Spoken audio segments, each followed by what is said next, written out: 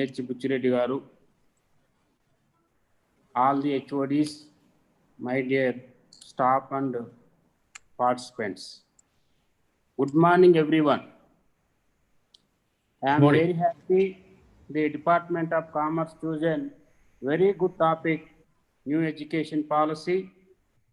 Development of the country depends upon education policy. Education is the basis for the development and empowerment for everyone. Society deliberately transmits its accumulated values, experience, knowledge, and skills from one generation to another generation. Education is very necessary for each and everyone in order to improve knowledge, way of living, as well as social, economical status throughout the life. It helps to get knowledge and confidence. Education policy should fulfill objectives, goals. Education is also essential to the success of everyone. My dear staff members, always our main motive will be to make our students successful in their lives. They should pass out from the college either with a placement or with an interest to pursue their higher education for the purpose to serve the society. Let us try our best that they won't land up on roads after graduation. This will be possible on new education policy. Over to Dr. K. Srinivas Rao garu, Dr. K.V. Ramanamurthy garu. Finally, I thank special thanks to Vamsi Krishna Reddy garu, Head Department of Computer Science, for his IT services. Also, I thank C.H. Buchreddy and his team for helping the students by organizing several programs to achieve overall development in the students to serve the society. All the participants, enjoy the program. Have a nice day. Thank you. Thank you so much, sir. Now, may I invite our Vice Principal, AV College, Srimati Dr. Padma Garu, to share few words. Rishita, a very good morning. Our Principal, Dr. C.H. Rajalingam, Resource Persons, Dr. Kankipati Srinivas Rao, Dr. K.V. Ramanamurthy, Head Department of Commerce, Sri Buchiredi garu, Convener, Sri Ramesh, participants from other institutions, and my dear colleagues. First, let me congratulate the organizers for organizing this webinar on such an important topic, which we all need to understand. The new Education Policy 2020 will certainly be a landmark in the history of education in India that leads to large-scale transformational reforms in both school and higher education sectors. This policy is aligned to the 2030 Agenda for Sustainable Development Goal 4, that is providing quality education by making school and college education more holistic, learner-centered, flexible, and multidisciplinary. The major changes that are included in our new educational policy, the number one, it expands age group 6 to 14 years of mandatory schooling to 3 to 18 years. That is, the earlier structure of 10 plus 2 has been replaced by 5 plus 3 plus 3 plus 4. This will bring the hitherto uncovered age group of 3 to 6 years under school curriculum, which has been recognized globally as a crucial stage for development of mental faculties of the child. The medium of instruction until 5th grade will be in a regional language, as mother tongue plays a critical role in the overall development of the child, provides personal identity, connects with culture, and is crucial for cognitive development. The policy also places great emphasis on classical languages of India. Number 3, the adoption of 4-year undergraduate program with the provision to directly move on to the doctoral program is a welcome step. This will be multidisciplinary in nature and will allow the students with multiple entry and exit points with appropriate certifications. Number 4, occasional education from middle age ensures that the child learns skills suitable for taking up occupations at the native place. This arrests the mass migration of people from the native habitats to far-off places for employment, which will ensure the equitable development of all regions. Number 5, Higher Education Commission of India will be set up as a single overarching umbrella body for entire higher education, excluding medical and legal education. Public and private higher education institutions will be governed by the same set of norms for regulation, accreditation, and academic standards. Number 6, phasing out the system of affiliated colleges over a period of 15 years through a system of graded autonomy. So there were no more affiliated colleges in the future. And the 7th, internationalization of education by allowing entry of foreign universities. This new education policy is a move that should go a long way in aligning education to the requirements of the times. Today we have eminent speakers to give us all an insight into the new education policy 2020. I hope the participants will enjoy the session. Thank you for giving me this opportunity. Thank you all. Thank you so much, ma'am. Now I request a coordinator of the webinar, Sri C.H. Puchireddy Garu, Head Department of Commerce, to say a few words. Good morning, sir. All heartily welcome today to resource person Dr. K. Kankapati Srinivasarao Garu, Dr. K.V. Ramanamurthy Garu, Honorable Secretary Sri Raghuveer Reddy Garu, Correspondent Dr. K. Gautami Garu, Principal Dr. C.H. Rajalingam Garu, Vice Principal Dr. Padma Garu, and teaching staff members and students. Good morning, everyone. The Department of Commerce is as old as college, which is established in 1968. It is one of the pioneer department of AV College with 50 years of academic excellence.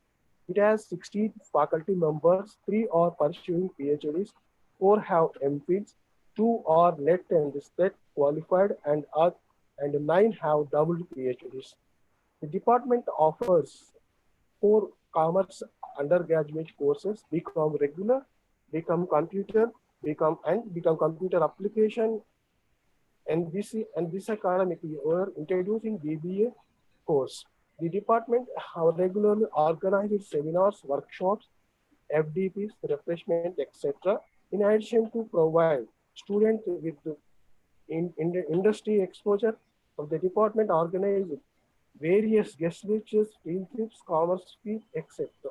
The basic objective of conducting today's webinar on new education policy 2020 and research in daily life is to bring creative imagination with the sound ethical mooring and values. It is also aimed to providing engaged, productive, and contributing citizens for build an equitable, inclusive, and plural society envisaged by our Constitution. Thank you, madam. Thank you for giving this opportunity. Thank you so much, sir. For participating. Okay, thank you. Thank you, sir. Just a small reminder, please be sure to type your questions in Zoom chat box, or this webinar is live on YouTube. It is streaming live on YouTube. You can even view on that. And now I welcome our first speaker of the day, Sri Dr. Kankipati Srinivasarao Garu. To welcome, sir, I request Mrs. Sharda to introduce the speaker. Mrs. Sharda. It is my pleasure to introduce Dr. Kankipati Srinivasarao Garu. Dr. K. Srinivasarao, working as Associate Professor in the Department of Commerce, Vivek Vardhani College of PG Studies, Hyderabad. He has got 25 years of teaching and research experience. He has published 70 research papers in various national, international, peer-reviewed, high-impact Scopus and UGC Care List journals. Dr. Rao authorized over 4 textbooks. He is a research guide for PhD scholars in several universities, including Osmania University, Hyderabad. He is an adjudicator and external examiner for several universities. Dr. Rao has submitted 2 research minor and major projects to the University Grant Commission, New Delhi. Dr. Rao has received 4 Best Teacher Awards, including Telangana State Government. He is a trained program officer for National Service Scheme and conducted many programs in slums. He is a member in editorial board for 25 national and international journals, Board of Studies, Commerce, Osmania University, and several professional bodies. He is a resource person for various universities such as IGNOU, Ambedkar Open University, Annamalai University, etc. He worked as examiner, chief examiner, and question paper setter for various universities, autonomous, and affiliated colleges. His current research interest includes banking, finance, CRM, rural development, skill development, marketing, entrepreneurial development, and human resource. We welcome you, sir. Thank you, Ms. Sharda. Sir, kindly start the session on New Education Policy 2020. Yeah, thank you.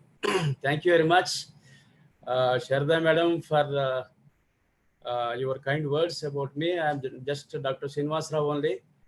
I don't know whether all these things are credentials to me. Okay, doesn't matter. I'm very much thankful to you for sharing the kind words about me. And first of all, I'd like to thank the management, the great management of AV College, Secretary Sir K. Raghuveer Reddy Garu, and correspondent Madam Dr. K. Gautami Madam, and Dr. C.H. Rajalingam Garu, Principal, who is my best friend, good friend, and he is like my elderly brother, and Mr.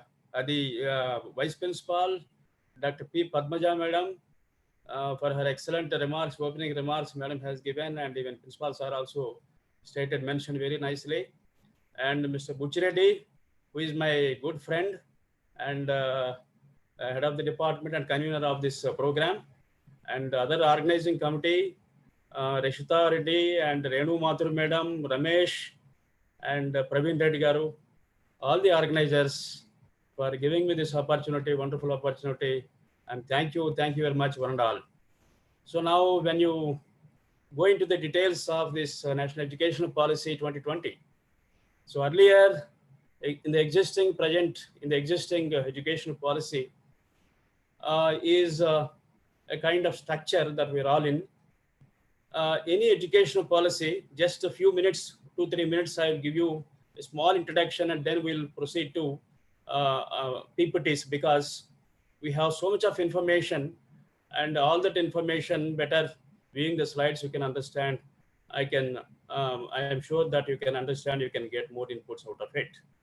Now let me talk to you about, whenever we talk about higher education, national education policy, or school education, national education policy, put together school education and higher education. Any education policy, when the changes will take place, means whenever there are certain gaps, when you find certain gaps, to fill the gaps, new education policy emerges.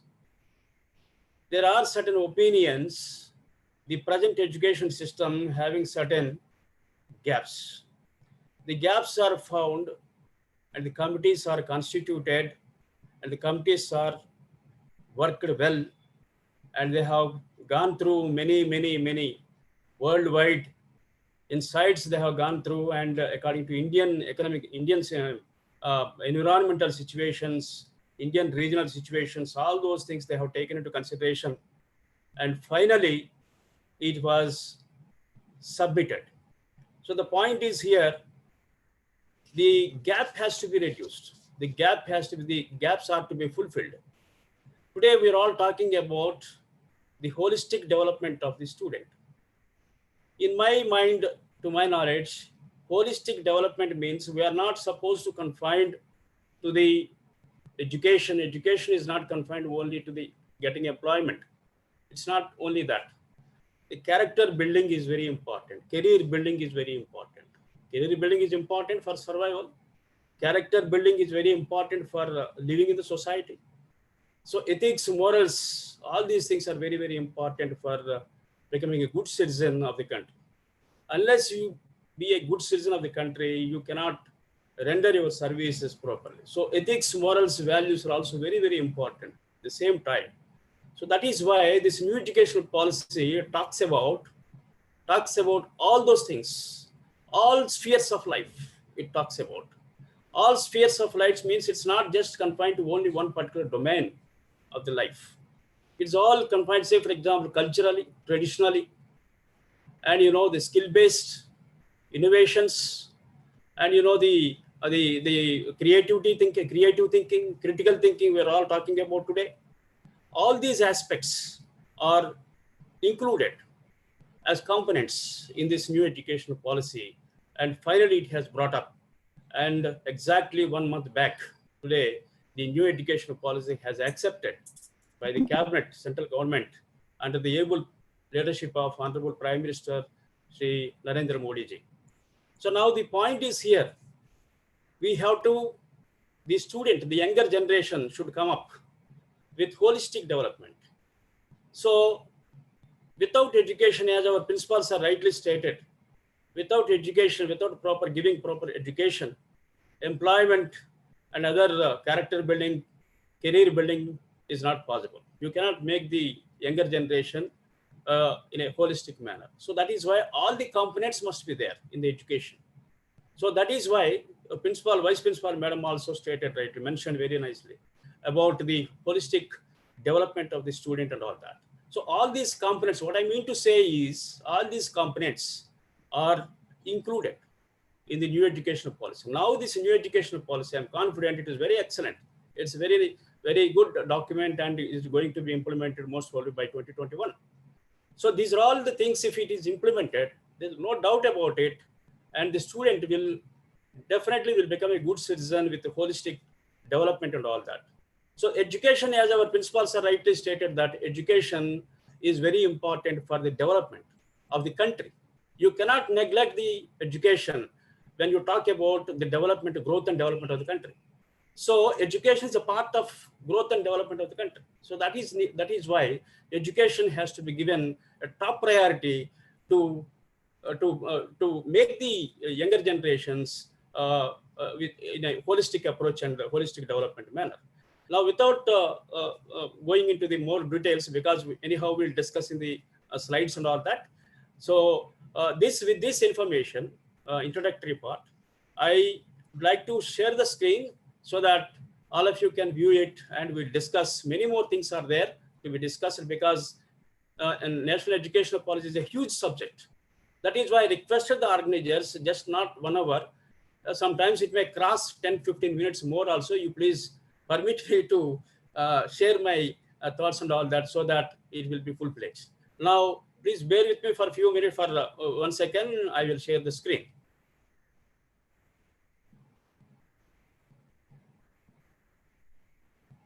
Is it visible? Is it visible, please? Sir, yes, sir. Yes, sir. It's coming. Yes, sir. Yeah. 1 second.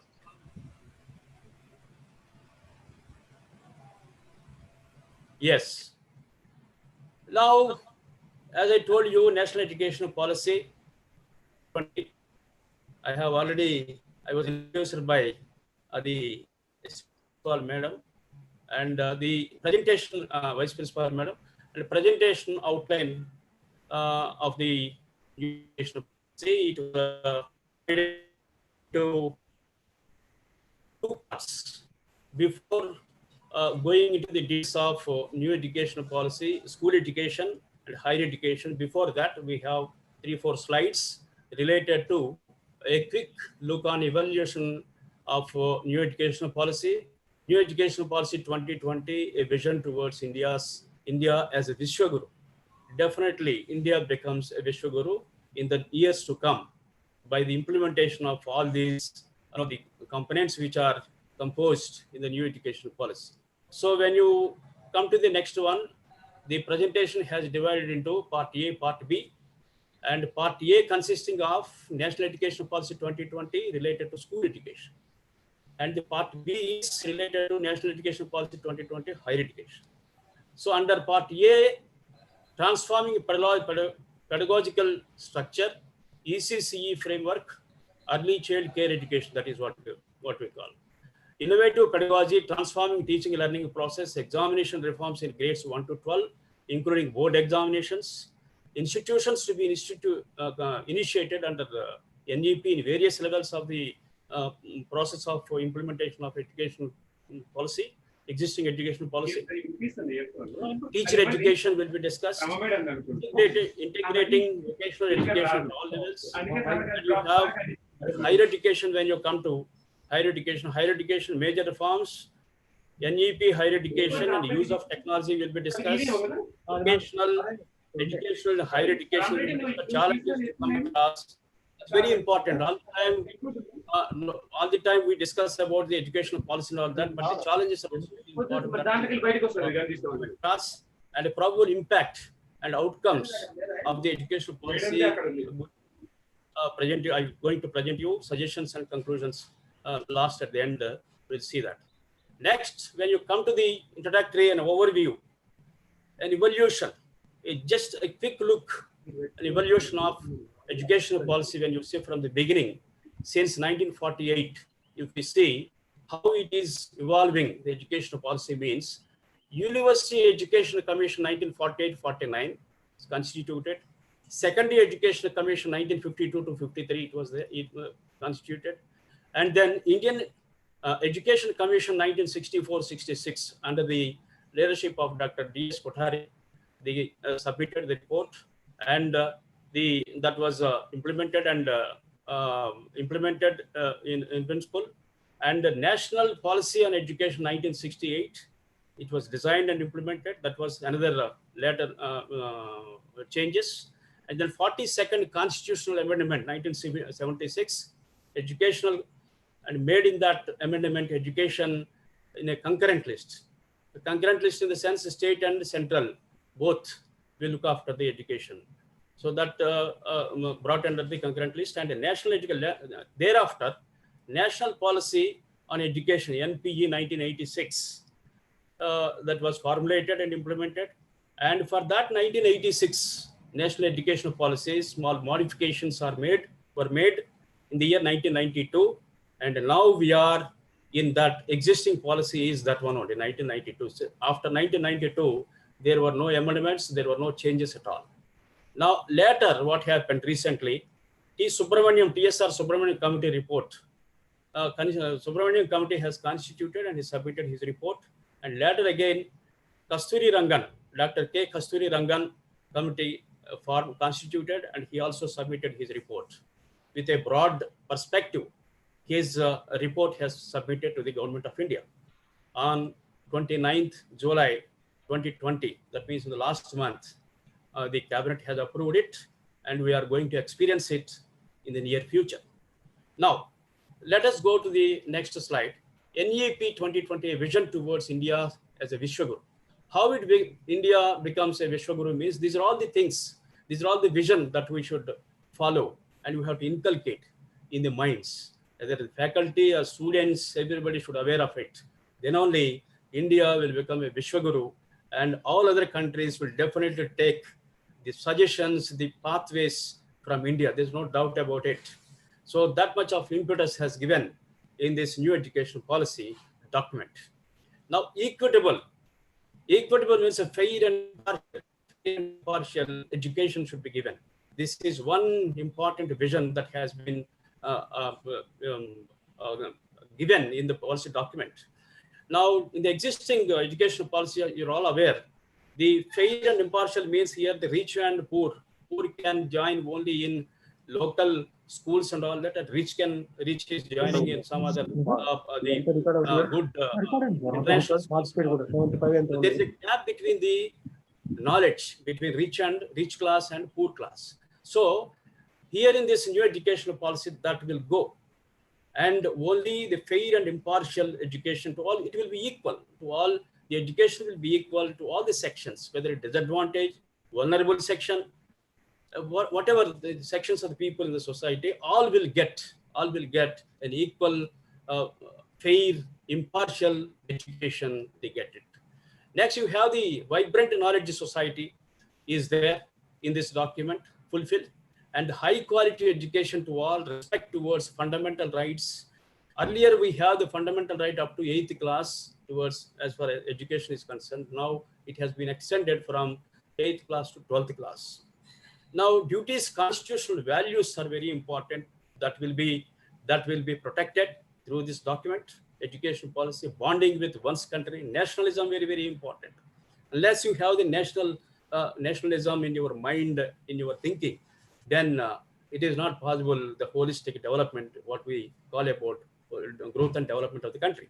Now, role and responsibilities, changing world, instill skills, values, commitment to human rights, sustainable development. We have 17 SDGs are sustainable development goals.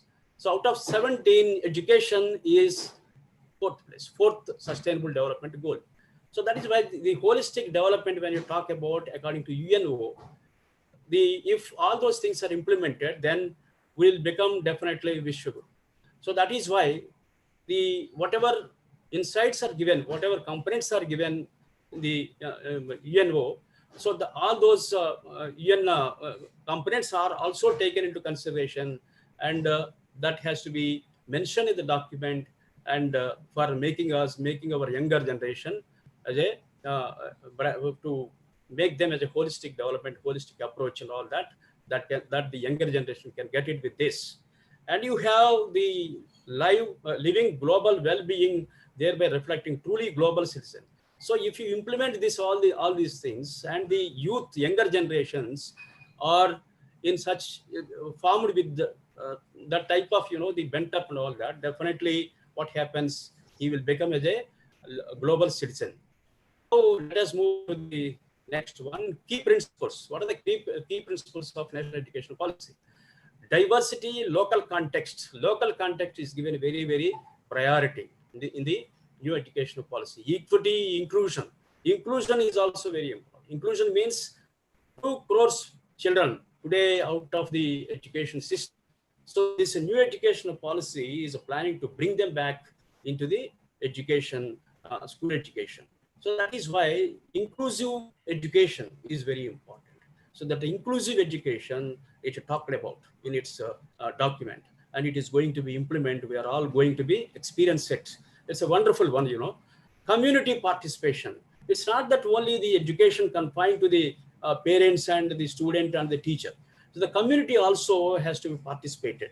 So when student is come up with certain skills and knowledge and some professional touch, then the community needs also very important. What the community is required. So according to the community requirements, the education, the curriculum has to be designed and has to be implemented. Then only a citizen will become a real citizen, and he can survive on his own, and he can help the nation also. Emphasize conceptual understanding. In the existing educational policy, there are certain gaps. Conceptualization is not that much. So the conceptualization, in the sense, engineering graduates, you might be knowing, all of you, because we're all respected faculty members and all that. Education from engineering, every year 8 lakhs engineering graduates are coming out from the colleges, but not even 50% are getting employment. This is the pathetic situation that we are facing today. So these are all gaps. Why this all happen means there is a gap of education and employability. That is the reason, and knowledge gaps are also there. So that is why conceptualization, and each and every stage of education, concepts are to be identified, and the concepts are to be understand thoroughly, so that he can come up. Similarly, you have unique capabilities, recognizing, identifying at the child level, identifying, recognizing of various capabilities, or upper level also at the college level and graduation level, university levels. Unique capabilities are very important, so that he will come up in the life. Critical thinking, creative thinking, these are all also very, very important. We'll talk further widened in the coming slides of that. Continuous review is very important. Once you implement the policy, it's not that just throwing on the face of the public and or institutions to implement. It's not like that. A continuous review, monitoring, and the policy and implementation of the policy also very, very important. That has to be done. Now, physical, mind, spiritual, emotional, social, all these things are to be taught to the student. Then only he will become a holistic citizen. So that is why here the photo has given you a figure: physical, social, mind, spiritual, emotional. Emotionally, all these components the student has to get and has to fulfill all these things, needs and requirements. Then he will become a good citizen and he will be useful to the country. Next, we'll move on to ensuring universal access education at all levels. Multiple pathways of learning, formal, non-formal modes. There are today online, offline, traditional, and the online education, Swayam, MOOCs, Moodle, many things are, Google Classrooms, many things have come. So all these things will be continued. There is no need, there is no fear about the dropping of certain, the components of education. It's not like that. All the components will be included, traditional and, the online, all these formal, non-formal modes will be included in this document that will be implemented. Build schools. Schools are very important. When you have a plan to bring 2 crore children to bring into the education system, primary education system, means what we require infrastructure is nothing but more and more number of schools required. You have to construct more and more number of schools. But all these things will not possible only with the government, and the private people help assistance also should be taken. So that is why government will initiate, NGOs, philanthropics, all these people will come together and they will build the schools, whatever infrastructure requirement that will be taken care of. Next, learning outcomes are very important. If you complete a particular, the education system, what is your learning outcome? Learning outcome is very important. Unless you have that learning outcome is nothing but a skill that leads to innovations. If you don't have the learning outcome, then it makes no sense of education. So that is why learning outcomes are given much priority each and every level of the education in the national education policy. Now you have bring back dropouts. I told you just now, I mentioned alternative centers, innovative education center will lead to multiple pathways. There are so many pathways for career building, for character building, for career building. So many pathways are exposed from through this new education policy that is given. Next, peer tutoring. Peer tutoring means some students, among 40 students are there in the classroom. Some students are advancedly, they think, and some students is grasping will be very less. So the more grasping students will be interlinked with the less grasping students, so that the conceptualization from students to students, from one student group to another student group, that can be translated, will be given, will be transferred, so that it will be helpful for the less grasping students also. Over a period of time, they will also come up. So that is the main, the intention. School education. Now let us come to the first part, which is called school education under National Education Policy Part A. Now let us see the transforming of pedagogical structure in pedagogical curricular structure of education. Now, according to the present new educational policy, the structure is 5 plus 3 plus 3 plus 4 is the structure. But the existing system is 5 plus 5 means first 5 years, once he attains 5 years of age, he will join in the school. 10 plus 2 plus 3, that is 15 years. Even in the present education system also, you have the 15 years only, but the joining into school from 5 years to reduced to 3 years. And the child will join in school at the age of 3 years, and by the time he completes his graduation, he attains 18 years. So here 2 years are minimized in the present education system. In the present education system, 20 years it takes to complete graduation. But in the new educational policy, new academic structure, under that, a student can complete his graduation by 18 years itself. So this is about the present existing academic structure and the new academic structure. And we'll go the further slides. Foundational, what is there in foundational, what is there in preparatory, what is there in middle, what is there in secondary. Each and every stage wise we'll discuss in the coming slides. Now foundational, first the stage is foundational stage. Under this, 3 years when the boy or girl attends 3 years, he joins into the school, and from there 3 years he will be in the Anganwadi system. In the present situations, he is in the Anganwadi system, and or Balavatika, we can call it as, in some places Balavatika, Anganwadi, all these things, school we can call it also. And then after completion of 3 years, then he will go to first class, that is 6 to 8 years. In between 6 to 8, the boy or girl completes 8 years of age by the time he completes the second class. So that's about. So during this time period, what is going to be taught to the student? That is very important. Multiple play, activity-based, inquiry-based, free, safe, high-quality learning, ECC at Anganwadis and all that. So ECC means early child care education. Under early child care education, the first 3 years, in the schools, they teach about the play. It is a play-based education will be given, will be provided to the student. Play-based, activity-based, inquiry-based, and free and safe quality-based, quality education learning inputs will be given. You may be wondering how in 3 years, how will they get the knowledge of all those things? It's not the textbooks or books information they will not give. A system will be developed for in a play-based manner, and the inquiry-based manner, and in the remembering, identifying, and analyzing, because those skills tender age, because tender age 3 to 6 years, the child is having more, the grasping power and all that. So that is why all these inquiry-based and the play-based systems are introduced, so that what happens, the child can grasp many things, because that age is very crucial, and in that age, student can grasp many things. So that is why it has been introduced. So the first 2 years, as I told you, first class and second class.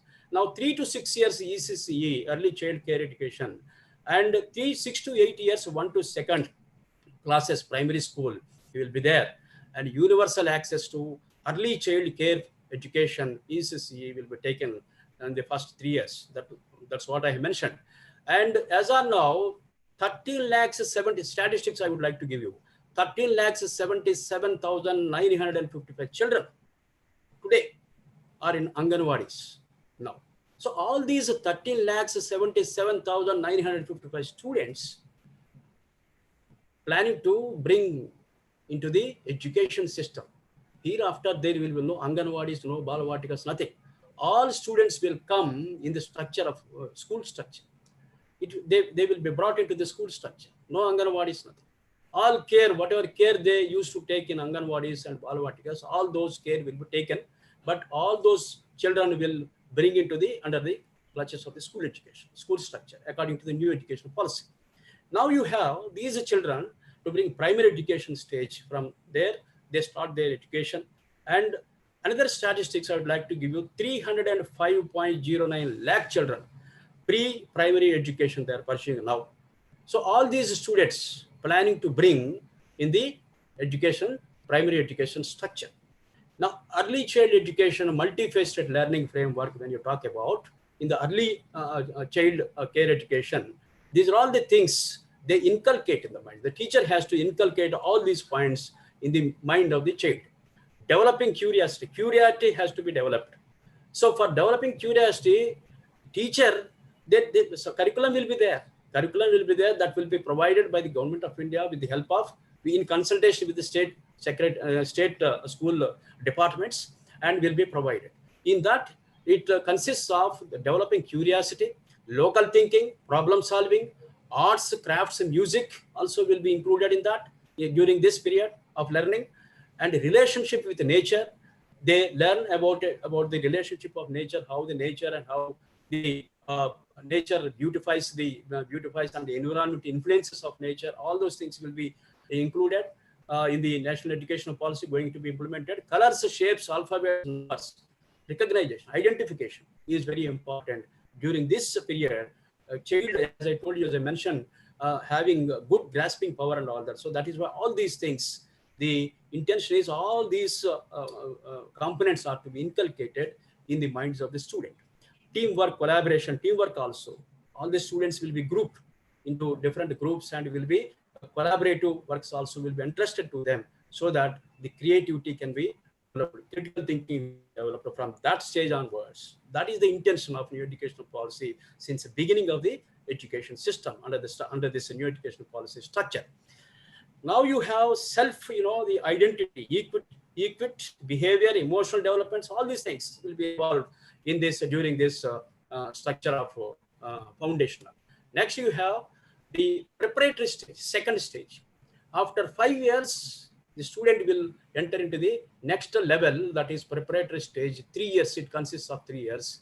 The class 9th to 5th class. By the time he attains 11 years, from 8 years to 11 years, by the time he attains, he completed, then what happens?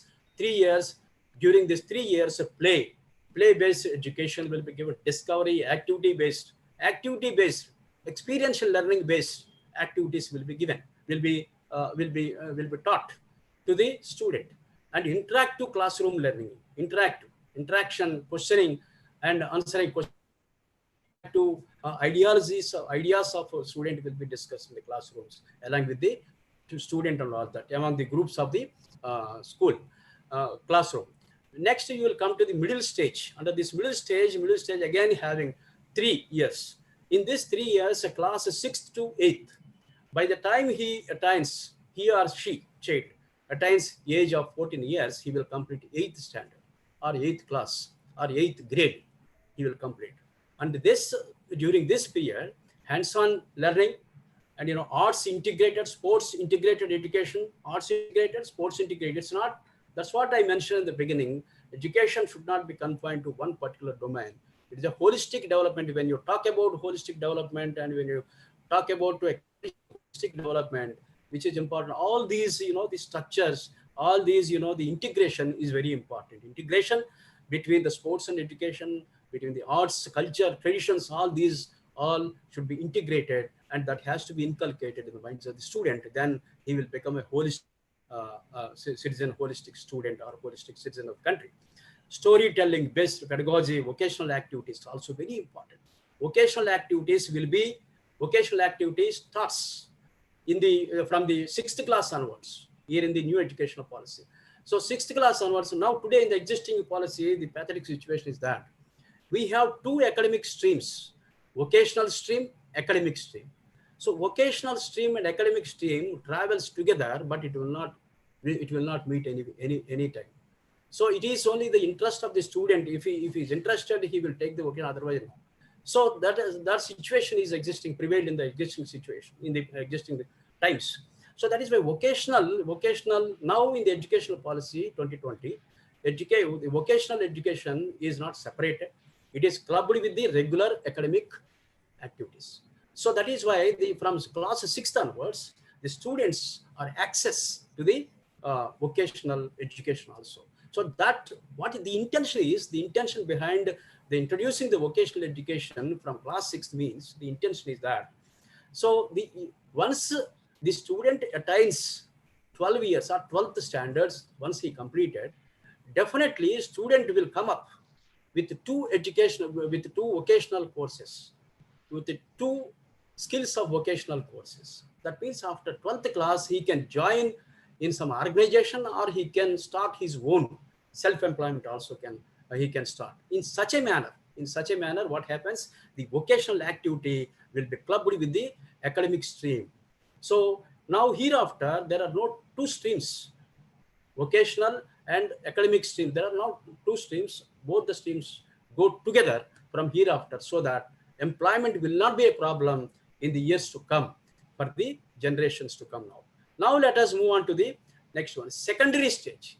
Next stage is a secondary stage, multidisciplinary study, greater critical thinking, flexibility, student choice, and all those subjects. We have so many subjects, buckets of subjects will be there. It is the interest of the student can choose any subject. That's what I have given you here. One,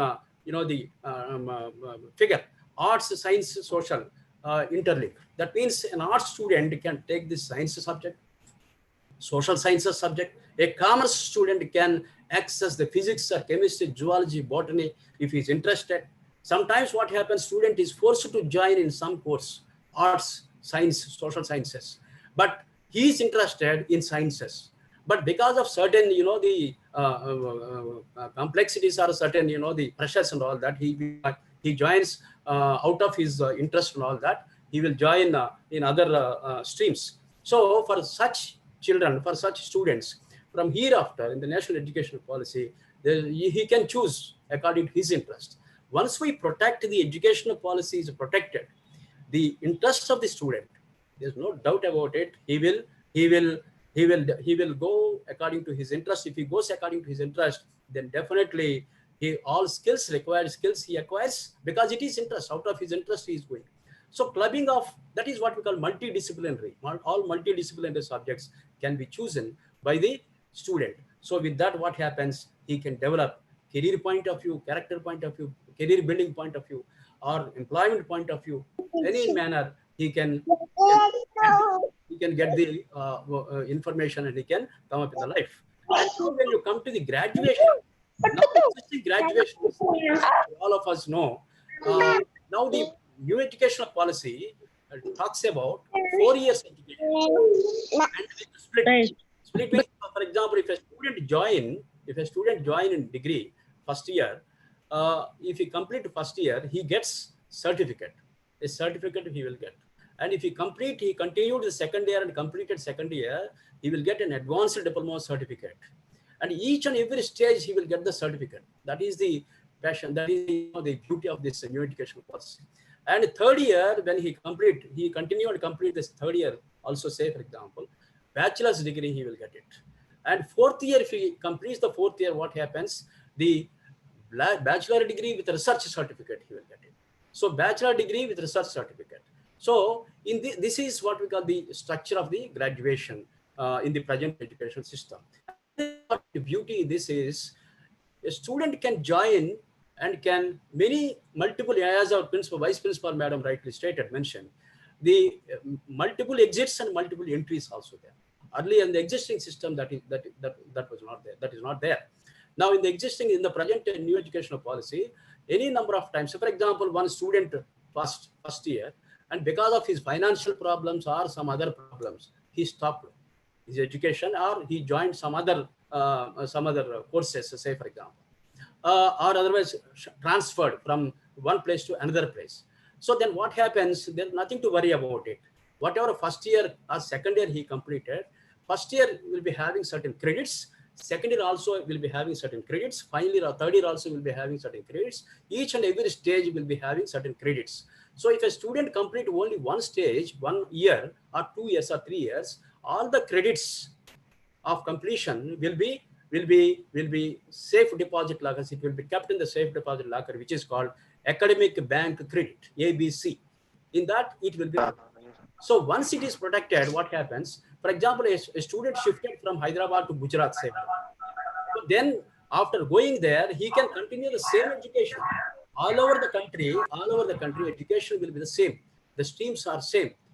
So that is why he can access anywhere in the country. If he unfortunately, if he transfers, his family transfer to other states in the country, also he can continue from there, from the institutions from in those states also he can continue, and he can, there is no worry about it. So that facility is also provided. So this is about the structure of the graduation and all that. A certificate, 2 years, one year, one certificate, a diploma certificate, after completion of 2 years, diploma certificate, bachelor certificate for 3 years, and after completion of 4 years, you will have the certificate with research and all that. Now, let us move on to multilingualism, the power of language learning. So people are in fear of new educational policy, whether it will give the importance to the mother tongue or not. Mother tongue will be protected. There is no question of avoiding the mother tongue and all that. Mother tongue will be protected. Why? Because strongly the national educational policy focusing on mother tongue. Why? Because the student can learn effectively only with the mother tongue. That is realized, and that is why it has been focused in the new education policy document. And up to 8th, the mother tongue will be implemented, and beyond that also, if they're interested, they can continue. So there is no problem at all about the mother tongue. And not only mother tongue, you have multilingualism structure also introduced, in the sense mother tongue or local language will be continued, will be implemented, and then along with that English will be there, and other language also, any one of the language he can choose, the student can choose, and 3 languages will be given, and the 3 languages will be teach to the student. So that is why it is a multilingualism, and mother tongue and local language will be protected. There is no question of removing the local languages and all that. There is no such type of fears, not necessary to be in our minds. So that is one important. And all these modifications, will be in consultation with the state governments. Central government on its own, it will not throw. Only with the consultation of the state governments and union territories, that will be implemented. So classical languages, if any student wants to learn any other different languages also, there is a provision under this. So next, let us move on to the reduction in curriculum at all stages. So curriculum today we have overburden to the faculty and to the students. So faculty, somehow they will complete the syllabus, required syllabus and all that. That's not a problem at all. But the student, when he with all high overburdened, the syllabus and all that, when he come across, it is difficult. He feeling difficult, and lot of pressure, stress will be created in his mind and all that. Because there is no games and sports are minimized today in the education, in the existing education. So that is why stress is generating. If education, holistic development is not there. So if education, that is why arts education and other music and all that is included in the curriculum, definitely stress will not be there, and stress will be removed, and he will actively participate in education. He will come up in the life. So that is why curriculum has to be minimized, will be minimized in the coming educational policy, and that will only conceptual understanding will be inculcated in the minds of the students, because concepts at the early stages of this education, school education, concepts are very important. If you don't learn, if the student doesn't learn the concept properly, what happens? He cannot move forward to the higher educations and all that. We cannot construct a wall without foundation. So that is why the construction, the conceptualization is very important. Conceptual only can build the career further, or moving him the higher education and all that. So conceptualization is very, very important. That has been taken care, a lot of care in the present new education policy. Next, you have the critical thinking. I have mentioned just a few minutes back. Critical thinking is very important. What do you mean by critical thinking? Critical thinking is associated with what, how, what, which, why, all these questions put together, the critical thinking will be. So we have to allow the student to create the creativity. Creativity in his mind means we have to allow them to question us. We have to allow them, the faculty has to allow the student to question, so that the faculty, it is a need for the faculty to understand about the student when he questions us. So accordingly, faculty also, what happens once the faculty listens the questions of the student, what happens? He can mold his teaching according to the requirement of the student. If it doesn't done, say for example, if the faculty doesn't listen or not allow this student to question, then the teaching monotony, it will go on, and there's no question of answering and all that. No questions will not be there, answers will not be, only go on giving the inputs and inputs, whether they're understanding or not, God knows. So that will not be removed entirely. So critical thinking, creativity, all these things will be inculcated. Interactive teaching with reduced dependency on textbooks. Textbooks, loads of books will be reduced. There are no loads of books. No loads of books. Only experiential learning is placed in the new educational policy. That only will promote the student in future for his career and all that. So that is why bundles of loads of books, bags, that will go from hereafter. So that is one important aspect that we have to, and skill promotion, all that will take place. Now, innovative pedagogy, interacting teaching learning process, experiential learning, that's what I mentioned. Integrated pedagogy. Integrated means all subjects. Any subject he can take, he can adopt, he can choose, and he can go according to his interest. So that definitely when the student goes according to his interest, what happens, the skills automatically will come. Thinking will be different. Creativity thinking, innovations, all whatnot, everything he will, because he is going according to his interest. So that is why that type of facility that this new educational policy is offering. So that is why it is very good advantage to the students' point of view, is very good advantage for their betterment and for their development of holistic development and all that. Now you have the promotion of peer tutoring. We have already I mentioned in the beginning. Some students having more grasping, some students having less grasping. So we have to combine both the groups so that they teach one group of students to another group of students. The interactions will take place in the present in the new educational policy that will be designed like that, and the interactions among the students from highly grasping students to less grasping students, peer tutoring will take place. That also will be inculcated or will be included in this activity of school education. Next, you have bags and all that I told you. Interrogation of technology-enabled pedagogy 6 to 12. Here, some statistics I would like to give you. All over the country, 15.50. That means 15,50,000 schools today we have. 20 in all these schools, 24 crores, 79 lakhs students are pursuing education today. So this is very important, the aspect. All these students, if they don't get appropriate insights, inputs in the education, then what is the meaning of it? Tomorrow we are talking about, today we are talking about younger generation, younger populated country in the world, India, like that we are talking about. If younger population, younger populated country without skills, of no use. So that is why skills have to be protected, keeping in view all those points. New educational policy given a direction, a specific direction, a correct direction has given to the younger generation so that they can come up with the skills, creativity thinking, and critical thinking, and all those will be imbibed in their minds hereafter. In such a manner, in such a fashion, it will be designed. Examination grades 1 to 8.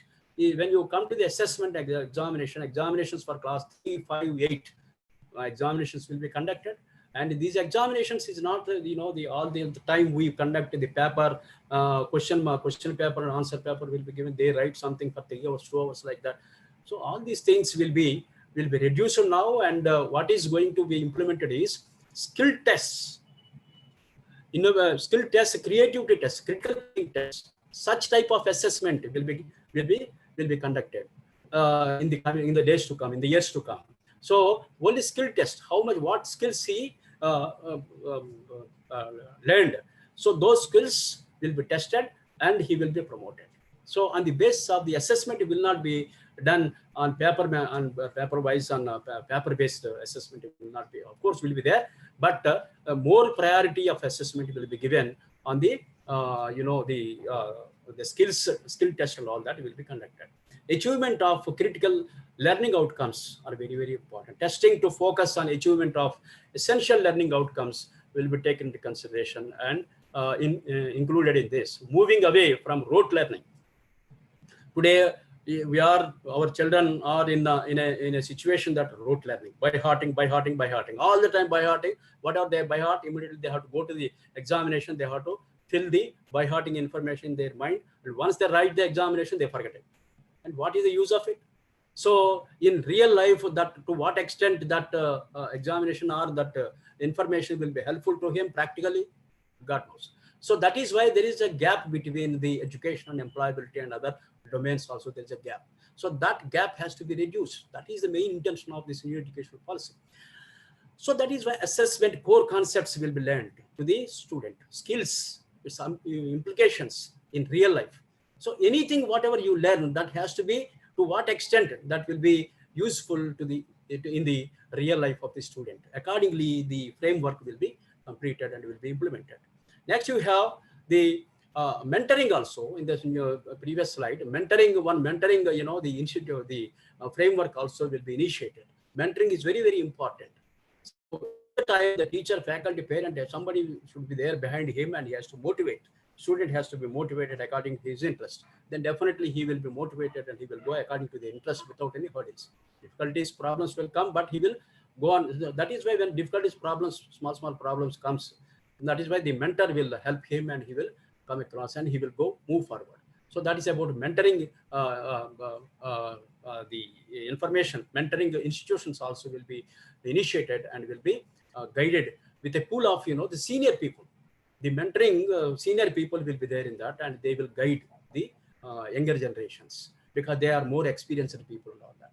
So now board exams will be made easier as they will test primarily core capacities competence. That's what I mentioned just now. Core competencies and capabilities will be tested, skills will be tested, not in a, all the time giving question paper, asking them to write the answers, not like that. So core competencies, how extent the student learned about the core competencies in his particular domain or whatever subjects he has chosen, the competencies will be tested, capacities will be tested, to what extent he learned, all those things will be tested. Viable model to be explored, annual, whether the examination or assessment will be conducted, whether it is annual or semester or modular exams, that's all different. That all depends upon the given that that is entrusted to the state governments, and state governments will think in consultation with the NCRT, central government, and they will prepare the framework for that. Guidelines will be prepared by NCRT. All these framework will be prepared by the NCRT in consultation with the SCRT. National Council Education Research and Training, NCRT. State Council Education Research and Trainings, situated in the respective state governments, and Board of Assessments. All these bodies will come together and discuss, and the framework will be prepared accordingly, will be for implementation. Now you have a very important another agency, that is the institution, PARAK, Performance Assessment Review and Analysis of Knowledge for Holistic Development. This is very, very important for assessing the performance of the student from the school, from the beginning stage of the school education.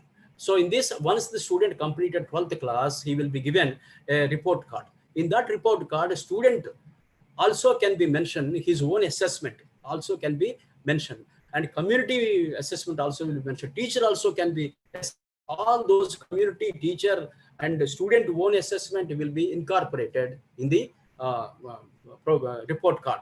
So that report card, once the report card gets, then the skills also, what are the skills he learned, that also will be mentioned in that report card. So that report card, once he takes, once he gets the report card, then report card speaks about him. So accordingly, he can get the employment opportunities and all that. That is very, very important and very beauty of the national education policy. And you have the teachers to be prepared for all these framework. The teachers must be there. They're properly educated. They're properly equipped. Then only all these things can be practically implemented. So that is why PRAC prepares norms and guidelines for schools, school boards, and all that. And accordingly, they have to come. Timeline curriculum. What is the time? 2021, you have 9th class, 22, 23, 10th class, 23, 24, 11th class, and 24, 25, 12th class, like that. The timeline is given for implementation. So formulation of National Curriculum Framework School Education, NCFSE, by 2021 is going to be introduced, and under that, the framework, under this framework, all the system will be implemented. The curriculum, the other implementing aspects will be included in that, and accordingly they will perform. National Curriculum Framework for Teacher Education by 2020. It is going to be, it is under construction now in the higher level at Government of India level. Now by 2020, next year only, it is going to be ready. And according to that National Curriculum Framework, teacher education will be designed, and accordingly the teacher education will be continued. National Professional Standards for Teaching, NPST, Common Guiding Set 2023 also will be there. So according by that will be implemented 22-23. And you have the universal foundational literacy and numeracy in all primary schools for learners by grade 3rd by 2025-26. It is going to be initiated. At least another important point is at least 50% of learners exposed to the vocational education. The National Education Policy 2020 aim is, and one of the important aims is that the vocational education in the school education should start, I have just mentioned, by 2025 in higher education system. School education from and from by the time by 2025 in all levels of the higher education also the vocational streams should be combined. That is another important landmark. A timeline curriculum assessment in continuation to that, teacher education will be gradually moved into multidisciplinary. Even in education also multidisciplinary system is going to be started. Universities with a minimum degree qualification 4-year BEd that will be initiated by 29-30. And all these teaching education institutions will be converted into multidisciplinary institutions. Whatever now today the present BEd colleges are going to be converted into multidisciplinary institutions by 29-30. That was the target. And you have ECC, what we discussed earlier, early child care education for all the students will come under this framework by 2030 is the target. National curriculum framework for ECC will be framed by that time at a full length they will be implemented by 2030. Next, as I mentioned in the previous slides, 2 crore children are not accessed so far now in the existing, are not access to the primary education, bring them on to the role of the in the educational structure, the present educational structure. Special educational zones. What do you mean by this SEZs? We know about the SEZs only for industries and all that, small scale industries, manufacturing or micro industries. For that, the government will give some land and they will come over there and they'll put the, but here the SEZs are not like that. SEZs are the specialized special education zones. For example, some remote areas will be there, rural areas will be there. So in those rural areas, technology will not be access to them. And the teachers will not be access to them, and the infrastructure, school infrastructure will not be there. So for them, such regions will be identified under SEZs, and they will be called as SEZs, and all inputs, all facilities will be given to those SEZs by the government. And there, all these new educational policy inputs will be given there, and the rural education, rural people or remote children also can access with the quality education in this under this new educational policy that is also going to be implemented. Now next, transforming culture of assessment. So transferring culture of assessment, continuous tracking of learning outcome. It is not that only yearly once assessment or examination will be conducted, not like that. A continuous learning outcomes to identify what is the learning aspect of time to time learning outcomes will be tested, will be checked, will be monitored by the assessment authorities. And that will be there in the states, and will in consultation with the time to time guidelines will be given from central government, NCERT and all that. That will be taken by the SCRTs and will be implemented, and will be given guidelines to the intern, will be given guidelines to the school educations of the respective state governments. Now board exams to be more flexible. Now it is not that board exams only just I mentioned a few minutes back, it's not question paper and answer, not like that. It's a more flexible with assessment of essential skills. That's what I mentioned. Skill test will be taking place. Assessment on core concepts, higher order foundational skill. Core concepts only will be tested, and the skills, to what extent he understood the concepts, so that if he doesn't understand, he cannot go further to the higher education, all that. So that is why focus will be given on conceptualization and higher order foundational skills. For acquiring higher order foundational skills, the conceptualization is very important. That will be given a top priority in this. AI based. Nowadays, we are all listening about the artificial intelligence and all that. So that software also will be provided in all the levels of the system. We are talking nowadays as AI, artificial intelligence, and Internet of Things, and machine learning. These are all the new things that are cloud computing. All these things we have been listening. So all these technological aspects will be provided. A learning process will be provided to the student in this new educational policy from hereafter. Now, self-assessment and peer assessment. He can, I told you in the report card, self-assessment, student self-assessment, what I learned. Is it sufficient for me, or is it sufficient if I go to the job, whether it will be useful for me in my real life or other. He himself will assess, and whether he is equipped or not, to what extent he learned, what is his knowledge, he himself can assess. And peer assessment also, faculty, teachers, everybody also will be assessed about that student, will be kept in the report card, and that report card will speak about the student for at the time of recruitment and all that. The national testing agency, very important, will work to offer a high quality common aptitude test to eliminate the need for taking coaching of the exam. All the examinations will come under this, and they will the coaching will be hereafter no coaching centers, nothing. So coaching centers not necessary. Through NTA, the material will be provided to the students, and they can prepare, and NTA will conduct the different types of the examinations. All examination will come under this one umbrella, that is NTA, National Testing Agency. That will be very useful for the students. Why? Because there's no need to pay fees of different, you know, the examinations and all that. One fees will be sufficient. He can write all the examinations. So that is a major, you know, the major important aspect as far as financial point of view to the student is very, very useful.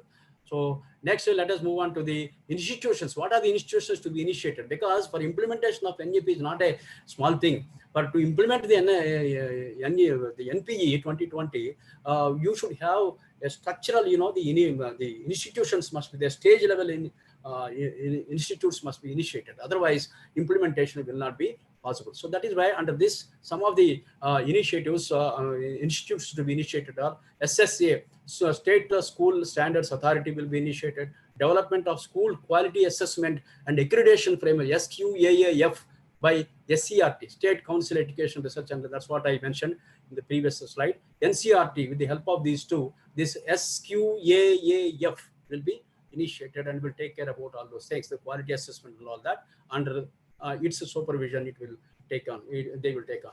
And next, you have the periodical checks overall the systems through sample-based National Achievement Survey.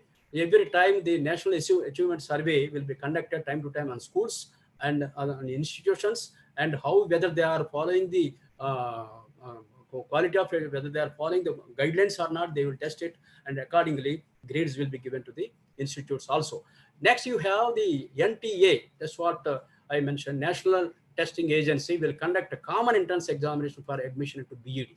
So National Higher Education Regulatory Council, our Vice Principal Madam has rightly stated, NHERC will be constituted, will be initiated. Under this, all higher education institutions will come under that, and that will take care about the time to time about the assessment, about the performance, of the quality, skills, innovations, all those things that will take care. Next, you have institutions in continuation, institution to be initiated. Setting up of national mission for mentoring is very, very important. That's what I mentioned in the previous slide. So mentoring mission with a pool of, you know, the retired people, senior people, faculty will be there in that pool, and they will time to time they will give the students to mentor the students according to the requirements. So that will be there. That also will be national for. Next, we have NCT, National Council for Teacher Education, will be restructured. So there already it will be restructured according to the NPE 2020. It will be restructured. Similarly, you have Professional Standard Setting Body, PSSB, under the General Education Council, GEC. That also will be initiated. Teacher eligibility tests, TETs, for all teachers. The eligibility tests under TETs will be conducted. Next, you have teacher education in continuation. Teacher education will be transformed by 2030. The full-length multidisciplinary colleges and universities, multidisciplinary higher education institutions offering 4-year in-class integrated BEd. That is going to be implemented by 2030. With an existing bachelor's degree, right now, what is the structure? We have 2 years of BEd education. BEd after the graduation, the student has to go to the, if he is interested, he has to join in education BEd for 2 years. Earlier it was 1 year, but recently it was some years back it was changed to 2 years. So that was there. That will be there. So this will go now, and integrated BEd will come by 2030 for its full-length implementation and all that. So that is why 4-year integrated BEd will be have to complete. If a person want to become a teacher, he has to complete 4 years integrated BEd, so that he can teach at any levels of the with school levels, he will be eligible. Teacher education continue. The merit-based scholarships definitely will be given. People are fearing whether scholarships will be given or not, whether scholarships will be removed. No question of removal of scholarships and all that. All will be there. All will be there, will be given on the basis of merit and on the basis of, you know, the weaker sections and economically backward, and, you know, the SC, STs, OBs, everybody will be protected. There's no question of, you know, the deviations and all that. It will be implemented pakka. So now you have who have completed equivalent of 4-year multidisciplinary bachelor's degree or have obtained master's degree 1 year. 1 year is enough for master's degree. Those who have completed a 4-year degree. Minimum of 50 hours in service training per teacher is compulsory. So this must be taken. This must be he has to undergo for training. new national curriculum framework for teachers that is going to come by next year itself only, so that the teachers mentally have to prepare, and for the syllabus curriculum and all that they will be knowing that, and they will accordingly go accordingly. Next, greater care on very important. This is SEDGs, socio-economic disadvantage. That's what I just mentioned in the previous slide. So here, all scheduled caste, scheduled tribes, transgender also will be taken care. Male, female, gender identities also will be protected. There is no question of any deviations under this. Geographical identity, students from villages or small towns or from urban areas, whatever it is, same education will be provided to all the people. Equal education will be provided to all the people. And as far as the fee structure also, fee structure will be same. That will be decided by the Government of India and in consultation with the state governments. And whether it is a private school or government school, whatever it is, the school fees will be same. Everybody have to charge whatever fees is stipulated. That fees only has to be charged by the private education institution or government education, whatever it is. All the one fee structure only will be implemented. There is no question of deviations in the fee structure and all that, according to NEP. That is what has proposed.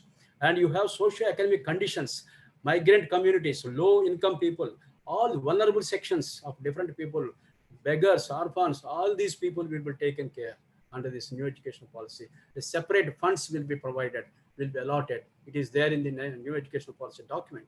So those funds will be allotted to them, and the government only wants to include everybody. That is why inclusive education I told. So under this inclusive education, everybody, the intention is to bring everybody, all sections of the people should bring into the education structure. So that is what the government is planning to implement under NEP. Next, you have integrating vocational education at all levels from 6th starts, and it will continue even in higher education also, because vocational education, I told you, very important, because for getting self-employment, for equipping skills and all that, to develop creative thinking and critical thinking and all that, this vocational education is very, very important, so that the student can choose his pathway. There are many paths will be there. He has to choose according to his interest. Multidisciplinary subjects he will choose, and whatever subjects he wants, he can choose it, and he can, once he choose the paths also accordingly, he will get the opportunities accordingly. So that is the flexibility. Flexibility is there in the national education policy. So courses, the gaps of the skills and all that, mapping of local, how this will be created, local opportunities will be mapped first of all. What is the requirement of the local?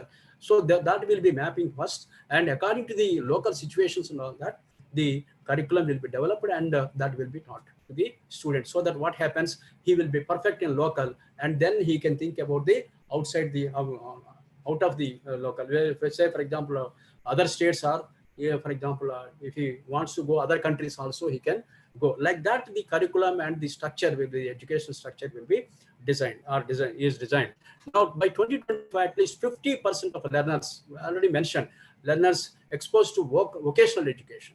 Vocational education is very important, what I mentioned, skill to promote skills and all that. So the target is, under the national educational policy, minimum 50% learners must be exposed to the vocational education. That is the aim of the new educational policy. All students' grades from 6 to 8 will be turned with the local vocational experts. So from 6th class onwards, they associate with the vocational. So the students will take to the professionals for experiential learning. Say for example, for carpenters, they go to the carpenters, they go to the gardeners, they go to the potters, artists. They go and they face those professionals, and they learn many things from them. So this is what you call, the vocational, the experiential learning. Experiential learning, they start from 6th class onwards, and it will continue in higher education also. By the time he complete 12th class, I told you, I mentioned in the previous slide, 2 vocational skills he will attain. So with that, what happens, he can survive on his own. He self-employed on his own. He can create self-employment, or he can join any organization without any problem. So that will happen. Now you have the support, another important segment, support for gifted students with special talents. So Some people are, as I mentioned in the previous slide, some people are advanced thinking will be there. Beyond the curriculum, they think very wonderful. So for them, some encouragement, motivation must be there. It is there. It is also mentioned, it is identified and mentioned in the addressed in the new educational policy, and they will join in it, and they will go according to that. So support will be given, appropriate support will be given to those. Student Olympiads will be conducted, competitions in various subjects will be conducted, and regional languages to ensure the widespread participation. They will see that the widespread participation in regional languages, discussions, debates, when they conduct, they will involve all the students so that they can learn more and more and improve their creativity and professional thinking and all that. They will imbibe in their minds. NCRT, NCTE will develop guidelines for education for gifted children. So that is there. Online and digitalization will not be deviated. It will be continued. We already started. We have been experiencing online classes and all that now, and this will be continued. And traditional system also will be there. There's no need to fear about the traditional system. That will be there. And the additional blended learning, that is what we call blended learning, that will be continued for some period. So for that, Swayam is there under the portal, Swayam portal. You can, if you visit the Swayam portal, you can learn many things. Of course, majority of you might be knowing about it. So we have the educational system under IT, information and communication technology, will be the learning process will become very easy under that. So this will be provided to the disadvantaged group, Divyang students. Emphasis on effective model of blended learning will be taken. Content creation, digital repository dissemination, all these things will be taken care of under this. Digital platforms, ICT, that's what I discussed now. A series of pilot studies to be conducted. This is very, very important. Pilots, before you implement any policy, any method of, the structure of education, a pilot study is very important. Pilot study means before implementation of any policy, first of all, you have to go into the field and you have to you have to pose the questions on the targeted people and get the information from them, so that they will give you so many inputs. So on the basis of their inputs also, you have to you have to modify the system. So that is why pilot studies, before implementation of the policy, pilot studies are to be conducted. That has been done already, and all those opinions are taken into the draft, into the new educational policy, and it has been accepted also. You might be knowing. Expansion of existing e-learning platform, Diksha, Swayam, national education, all these things are already there. New national educational policy will be further improved or further will be implemented in the new educational policy also. NEAP will be established. National Education Technology Forum will be established. Under that, it will perform, it will supervise all these activities, and it will give suggestions or modifications, directions time to time to all the education institutions, school education, higher education also. Next, it will be designed technological curriculum for the use of rural students' purpose. Rural students are very important because India is a land of villages even today. So that is where rural infrastructure, education infrastructure is need to develop. That is very important. That is why our students are lagging behind with the education, and that is why if we can identify the SEZs, special education zones, if we can identify rural areas, and the facilities can be provided there, and there also the students will come up with the skills and all that. So that is very important. One Nation digital platform and all those things will be continued. Next, we will have part B, higher education, and the few slides are there. Please bear with me. Higher education major reforms. There are 53,620 higher education institutions, universities in the country today. Small statistics I'd like to give. How many? 53,620 higher education institutions existing in the present in the country today. Universities also. So including universities. However, 3.5 crore students only pursuing higher education. So why? Because the gross enrollment ratio is only just 26.3% as of now. That the aim is this 26.3% to be enhanced by 2035, at least 50%. So because why? What is happening is in school education, from school education to higher education, only 25% of the students only pursuing the higher education. Remaining 75% of the school education students, they are stopped their education at the school education level only. So that is why the only 25% from school education, they are pursuing the higher education. That has to be changed. That has to be changed because of several reasons and all that. All those reasons are addressed in the national education policy. And the aim is 50% at least from primary education, from school education, at least minimum 50% of the students should pursue, enable them, access them the higher education from hereafter. So in that way, the education policy has designed and going to be implemented. So here, what I mentioned in the previous slide also, 8 lakhs graduates, engineering graduates are coming out every year, but not even, the 50% getting employment, because the pathetic situation is lack of infrastructure in the engineering college. Many engineering colleges are there, graduates coming, they are getting certificates and all that. Certificate is not the important today. We are all living in a knowledge society. In the knowledge society, knowledge is important, skills are important, innovations are important, creative thinking, critical thinking, these are all important. So without having all these things, if you get a certificate, what does it mean? What for that certificate will be helpful to the student? So that is why something is lacking in this. So experiential learning, so industry touch is not there. So that is why people are lagging behind. They are doing job, even engineering graduate doing job for 4,000, 5,000 rupees. What is this faculty? What is the pathetic situation today in the country? So this has to go. So engineering graduate, we have a certain, the idea about the engineering graduate is a higher level, or any other graduate. Graduate is a good word, a good stage. So those students should get good opportunities and all that. So like that, the education system is going to change now and going to implement. So 50% at least minimum the target by 2035. The Times one World Survey Institute is there, agency. That agency recently conducted a survey in this year only, 2020. And you will be wondering, if I say this is a statistic, not my own statistics. It was given its report, and it was telling only 6 Indian higher education institutions are ranked. The two 300 to 500, not before 300 ranking. So 300 to 500 ranking in between 6 higher education institutions only there. That to 300 to 500, in between 300 to 500 ranking, not in 100 ranking, below 100 ranking, not even 200 ranking. So why? Because the skills are lacking with them, and the institutes are not associated much about the research and all that. Now this is new educational policy giving a lot of priority to the research and innovations. So that is why this scenario is going to be changed. And next you have the forms of school education and all that. Now let us go a little bit faster because the time is coming up. Higher education major reforms, PG program 1 to 2 years, integrated 5-year bachelor's degree will be there. MPhil will be discontinued hereafter. Undertaking only PhD. If you want to undertake PhD after graduation, also you can do it, because 4 years degree. After that, directly can join into already research degree. It is 1 year after completion of the postgraduate can join the PhD and all that. No MPhils, nothing.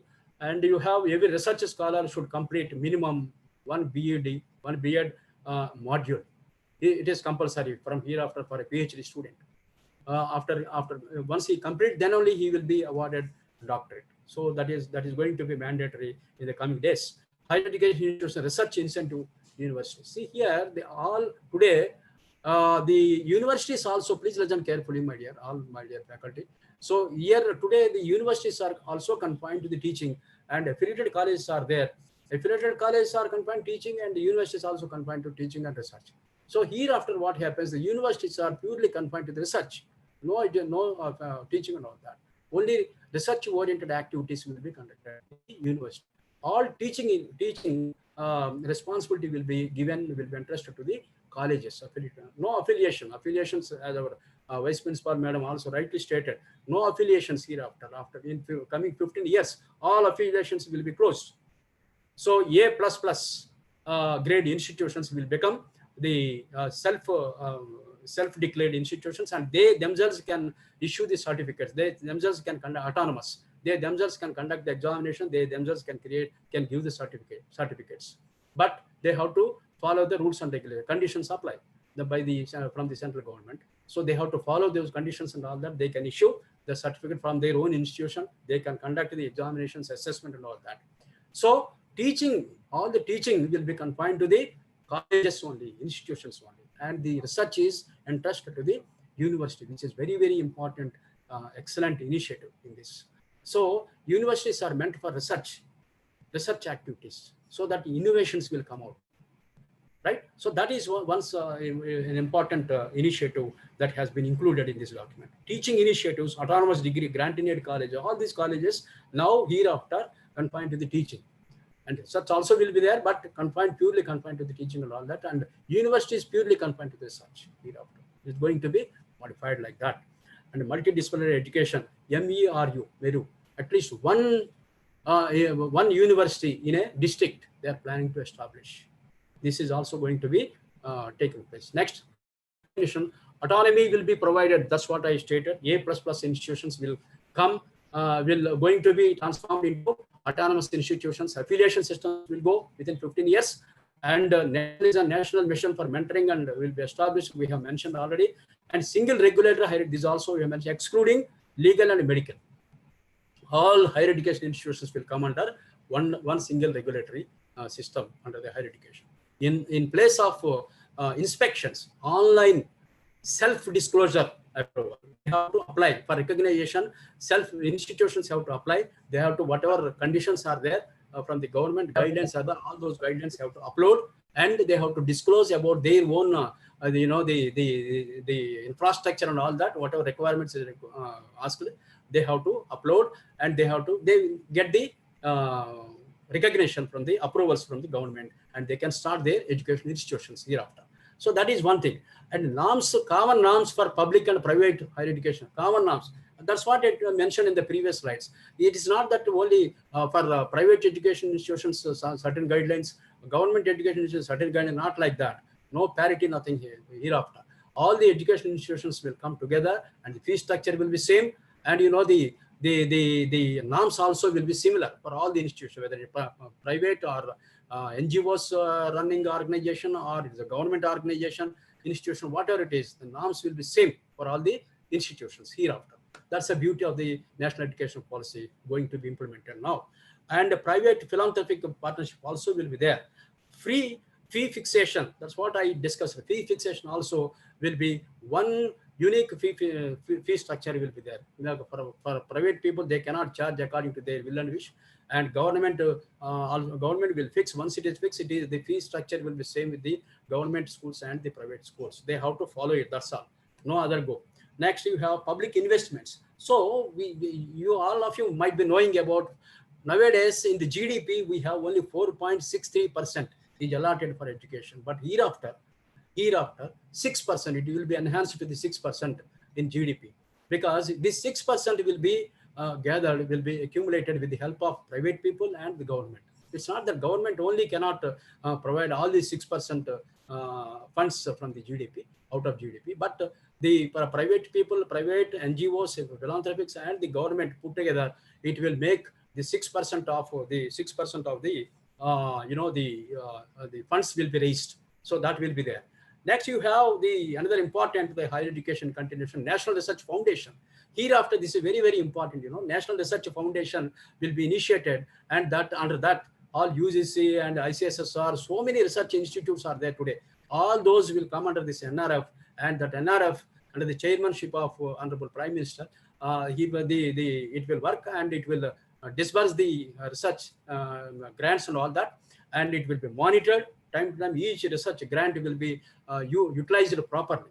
Sometimes nowadays, what happened on the UGC or ICSS or some research grants, there is an opinion that research grants are not properly using and outcomes are very poor. There are certain opinions. So those opinions will not be continued for hereafter. So all these things will come under one umbrella, that is the National Research Foundation will take into consideration. And international education. See, once here the student is completed a 4 years degree, he is eligible to go anywhere in the world. He is eligible. But in the present existing system, a graduate cannot go and pursue the higher education in other countries. So that is the bag. So here from national education, the national education policy, the degree has been made now 4 years. So outside the country, people can come here to pursue the post-graduation, or our students can go to the other countries also. And one more thing, the other countries, universities also are going to come, or planning to come over here, and they establish their institutions here in India. So there is no need to fear about here flexibilities and advantages are revised, and it will be helpful for the students. Our students can go outside, or outside students can come over here. They can start institutes, higher education institutions, universities. They can start here, and they can. Our students also can join over there, and they can come up with the skills and all. This is very, very important. The developing the skills of the mind of the students in the days to come or in the years to come.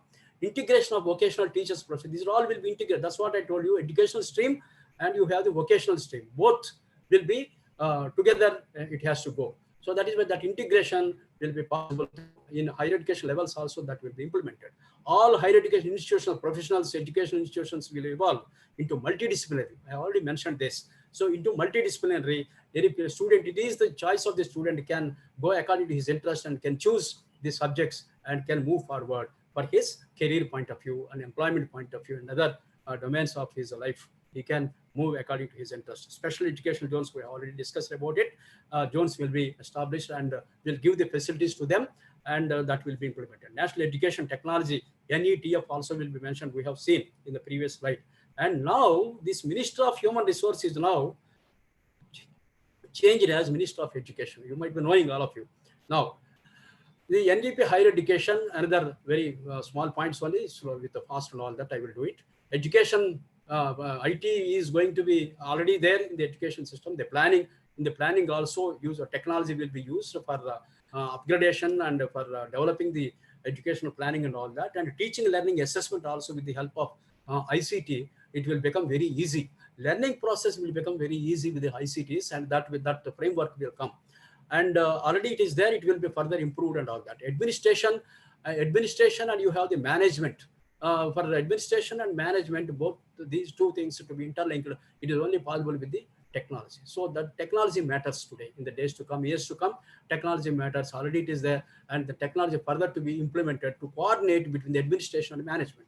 Increasing access of disadvantaged groups. So disadvantaged groups, vulnerable groups, all those things we discussed. For them, the special funds are there that will be allotted for them, and that will be implemented. E-content, regional languages, e-content will be developed. Virtual labs also will be developed. That will give some impetus and the creativity, critical thinking in the minds of the youth. So national education technology, for that I already discussed in the previous slide. NEAP will be initiated. And vocational education, higher education, when you come to that, it will be continued. As I told you, not only it is not confined to the school education, and even it continued to the higher education also, the vocational. The USA statistics, when you observe, it is very pathetic that in India, we have, according to 12th five-year plan, 2012-17, it was less than 5%. It is less than 5% of vocational touch in India. Whereas USA, it is 52%, Germany, 75% people are associated with the vocational education. In South Korea, you'll be wondering, 96% of the people associated with the vocational. So that gives, the employability and, the self-confidence and, the self-sustainability and even economic development also we can expect in a broader manner. So that is why vocational education is having a lot of importance. Next, you have vocational education will be integrated in schools and even other stages also, as mentioned in the previous slides. Some of the challenges, and the 2-3 slides only there, please bear with me. Challenges to come. When you talk about all the educational NEAP, all the initiatives and all that we have discussed so far. But for implementation, what will be the challenges, probable challenges that are going to face is very important. We have to discuss, otherwise it is of no meaning. So just so far we talked about the new educational policy implications and how it implement, what are the ingredients of the new education, but that we discussed. But what are when it comes to the implementation, some challenges definitely will take place. So that what are the challenges that are going to be taking place?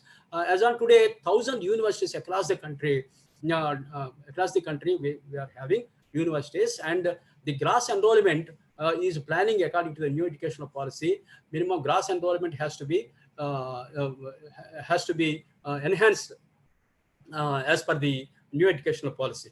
So when you think about the doubling the gross enrollment process, then what happens? You need to establish every week. We need to establish one new university. Otherwise, the reaching to the new educational policy aims is not that easy, because unless you have the educational infrastructure in the form of universities and other educational institutions, it is not possible. You cannot double the what is this, the gross educational ratio. So that is why we have today in our country altogether around 1,000 universities across the country. Need to be started more and more universities, so that what happens, this will be start the new university is a very expensive. It's not that easy. A lot of expenditure is required. So funds required. Time to time funds are to be allotted for the establishment of the universities and all that. So it is expensive, but it's not impossible. If it is impossible, it will not be placed in the new educational policy. So it is there in the minds of the government that has to be at any cost will be implemented. Modi also, Honorable Prime Minister Modi also told that I am there behind you. Go ahead, like that he told. He has given his assurance in a public meeting as far as implementation of a new educational policy. That's enough. What is when Prime Minister, when King is giving you assurance, so what implementation also will be going on, will be continued, no doubt about it. We're all confident about it, and to receive the best practices, to follow the best practices and all. The next, to bring another important challenge is to bring 2 crore children back onto the school system. Thousands of schools. Naturally, we require thousands of schools. So still, we have to construct. This is very important. Also, expensive area. And you have timely funding. Providing funding also very challenging task.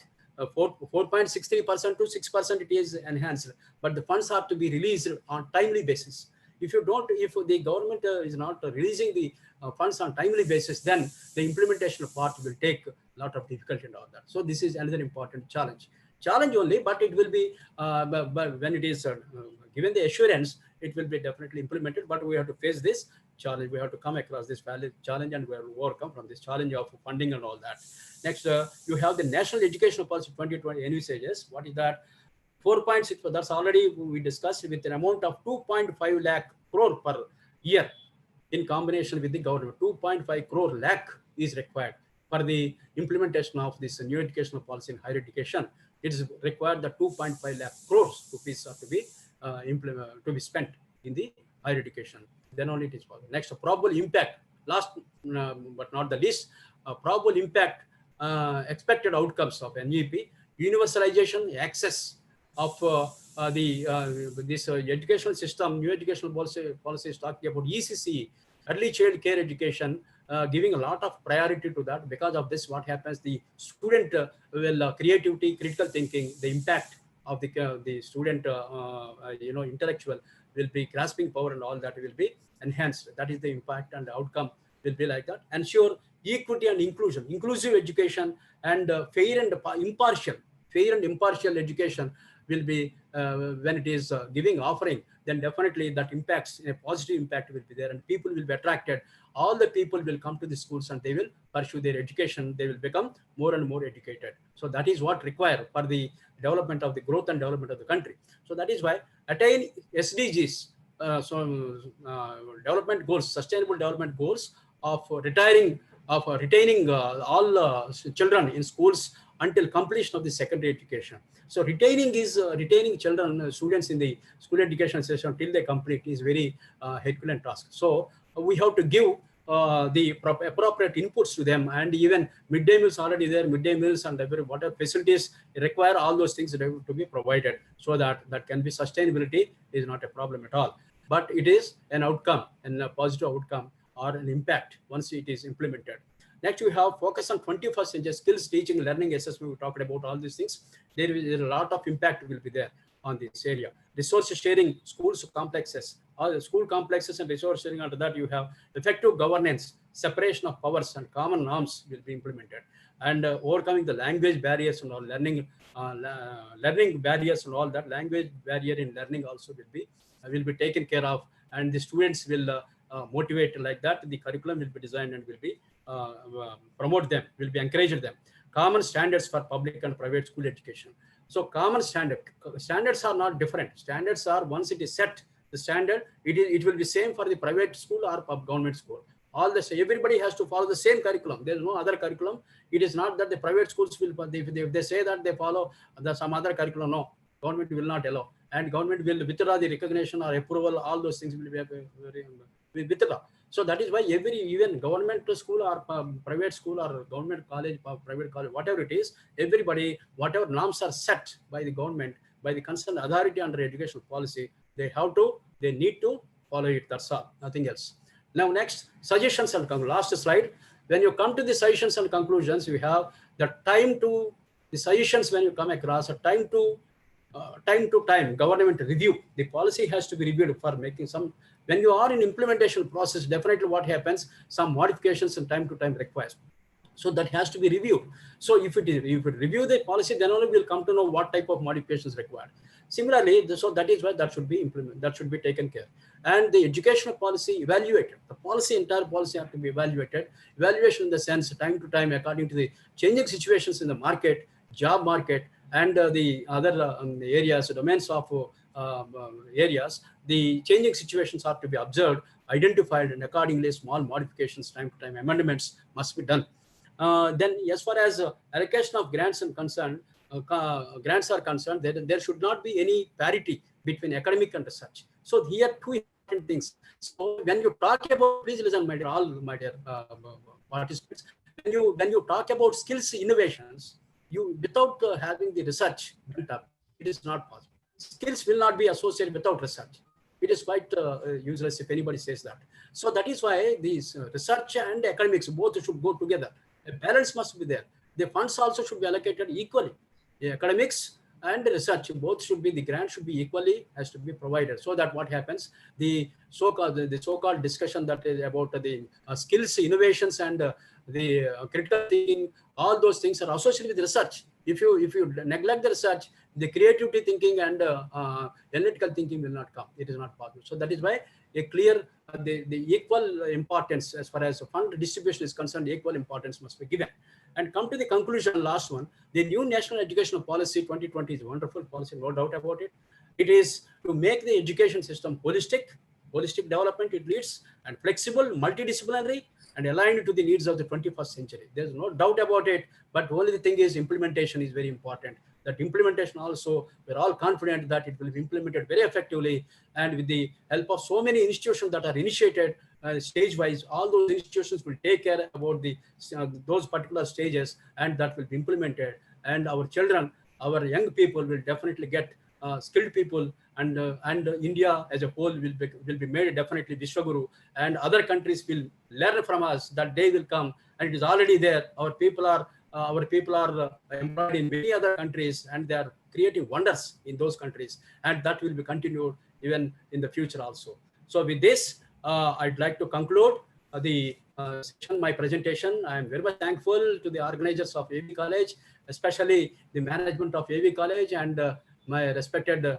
elder brother, our principal, Dr. Rajalingam sir, and the vice principal madam, and the other organizers, Buchireddy sir, head department and convener of this program, and the organizer committee, Ramesh Mathur madam, Renu Mathur madam, madam, and the Praveen Reddy, Ramesh, all these people are really wonderful. You arranged an excellent session, and whatever inputs that I have, insights I have presented, I shared with you. So if anything is there, if you want to add something, or if you want to question something, or you can pose, and we'll let us have an open discussion. You can also add to me, so that it's an opportunity for me to learn from you. It's not that I'm a more knowledgeable person, not like that. I'm also a learner like you, and whatever inputs I have learned, that I have just presented before you, not more than that. So with this, I thank everybody, all the participants. Namaste, namaskar. Thank you so much, sir, for your informative session. If you have some time, we'll just go ahead for a couple of questions. Yeah, please, madam. Yeah, we'll go ahead with some questions, sir, from the participants. And for this, I request Mrs. Renu Mathur to ask questions which has been posted in the chat box. Yeah, please. Sir, the first question from the participant is abolition of MPhil degree in national education policy. Is it easy to pursue PhD directly after PG? I repeat, sir. Yes. I repeat, sir, abolition of MPhil degree in national education policy. Is it easy to pursue PhD directly after PG? Yes, definitely it is easy to pursue the PhD. Why? Because, let me tell you, why? Because you have the research bent up starts from the graduation level. So graduation certificate, if you continue the graduation 4 years with the graduation certificate, the 4th year is associated with the research. So there the research bent up research inputs will be given in the graduation at the graduation level only, and that will be sufficient for pursuing the PhD after completion of the PG or after completion of the degree, because all research inputs will be given to the student in the graduation level only. Today existing right now we have 3 years degree only. The 4th year degree here, a certificate will get a student 4-year degree certificate. That certificate is graduation with the research, that will be mentioned in the certificate. So that 1 year all research components will be taught to the student. So that will be sufficient. That 1 year research bent up will be sufficient for pursuing directly to the PhD. MPhil is not required. Even in MPhil also 3 years, and after 2 years of post-graduation, and after that 1 year MPhil, after that it's a lengthy process. But to my mind, and according to the National Educational Policy, it will be sufficient. A student can easily pursue with the research inputs in the graduate level of the 4th year graduation. Whatever research inputs will be given, that will be sufficient to pursue the PhD. And the post-graduation is also in that case 1 year only. After completion of 1 year, by the time 5 years he completes, he can pursue the directly PhD and all that. That is about. Thank you, sir. The next question is from one of the faculty side. Is this education policy applicable to those who will be joining this year, that is 2020, or who are already in school or college before 2020, sir? No, this policy, new educational policy is going to implement, and it is going to be initiated from most probably next year, 2021. Okay. 2021. Okay. Thank you so much, sir. Thank you. Good afternoon, sir. Good afternoon. Good afternoon, sir. Please. Sir, my name is Ajay Kumar. I'm a faculty from Vijayanagar College of Commerce, and I am also an ex-student of AV College. Sir, I have a question. Yes, sir, I'm an AV College student. Sir, I have a question. Go ahead, sir, regarding. Ajay, go ahead. Thank you, ma'am. Thank you. Yeah, please. Sir, it is very good that new education policy 2020. Yes, ma'am. Madam, can you able to hear me? Yeah. We can hear you. Please go ahead. The new education policy 2020 is given a liberty to the students, I can say, because the students can opt any of the subject as his wish. That is a very good sign, I can say. But the problem at the ground root level is, if some colleges are offering only one stream, let us take only BCom or any BSc or BA. So how would it be possible? Is there any tie-up will be there, sir? For the university and the colleges need to tie up for that? If the colleges are offering only one stream at the college level? No. Collaborations are going to matter now. In the new educational policy, there are many collaborations are going to take place. It's not that if you are interested only commerce stream, you can take the commerce only. If you are interested to take along with commerce physics, if you want to study, you can take it, as you said rightly. So this is my question is, my question is, if the college is running only one course, only one stream, then what would be the? It's not the college interest. It's not the college. College has to mold its infrastructure according to the multidisciplinary. It is a must and should for every institution. All the colleges, include our college also. We have to, everybody, all higher education institutions have to convert according to the multidisciplinary courses. That's all. It's not one more thing, as we are looking at reskilling and upskilling as a way to Atmanirbhar Bharat. So for this, on this context, whether the college has a liberty to run the certification courses, because many of the students are looking for, apart from degree certificate, they want to pursue other certification courses. Whether these colleges will have a liberty to take up these certification courses at the college level, like establishing entrepreneurship clubs or other research activities at the college level. Please throw some light on this, sir. Yeah, exactly. You raised a very important question, very good question. It is there. SWAYAM is there. You please visit the SWAYAM website. In that, so many certificate courses are there. The institute, the college, have to apply certain courses, whatever courses they interested to constitute in their own college, they can apply to the SWAYAM and can get the approval from the SWAYAM authorities, and can constitute in their college, and whatever certificate course they want to introduce, and the student can simultaneously can complete the certificate courses also, as you said. Certificate courses means whatever certificate courses are important according to the job market today, and whatever certificate courses are important for self-employment purpose and all that. These certificate courses, there are thousands of certificate courses are there. Can do it simultaneously. There is no hard and fast rule like that. When you're doing degree, you are not supposed to do that. Not like that. You can do it any number of courses and simultaneously. Certificate courses, matter of 3 months or 4 months, 5 months, certificate courses also can pursue the student simultaneously. There is no hard and fast rule as such. Excellent information, sir. One more last question, sir. Whether if the faculties are interested in developing certain course, because some faculties are very much interested in the course, whether they can start these courses and can start their coursework in the college, and we can take some other students also? Yes, definitely. Very good question. It is there. It is there. You can create your own the course content and all that, and apply to the recognition for under new educational policy. You can take the permission from the concerned authority of the state department, SCRT or something like that will be there. You're going to be initiated, and from there you can take the permission and you can initiate the course on your own. If it is, but according to the conditions of the government new educational policy conditions, should be your course should be applied to that, to be associated with that. So once it is designed like that, if you design your own course, and if it is advantage or benefit to the students, then definitely what happens, you can implement, you can create. That is why e-content and e-curriculum also there. If anybody is interested to create a certain new course, wanted to design new course, that also can be created and posted in the portal, and that will also be taken into consideration. And if it is real, that will be monitored, that will be supervised, that will be tested. And if it is really good to the students all over the country or in that particular local area, then it will be implemented without any hesitation, because government is more particular about skills now.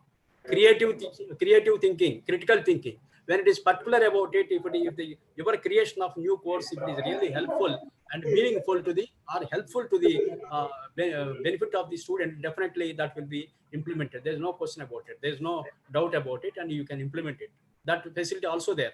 And one more thing, finally, I am telling you, all the new guidelines and implementable guidelines will be placed in this month, in the coming month, September. Final guidelines will be placed in the website. Till then, we have to wait a few days for a clear-cut guidelines from each state, for one state to another. Certain guidelines are being prepared now. It is under construction. So we have to wait another 15-20 days, so that all those guidelines stage-wise will be placed in the website.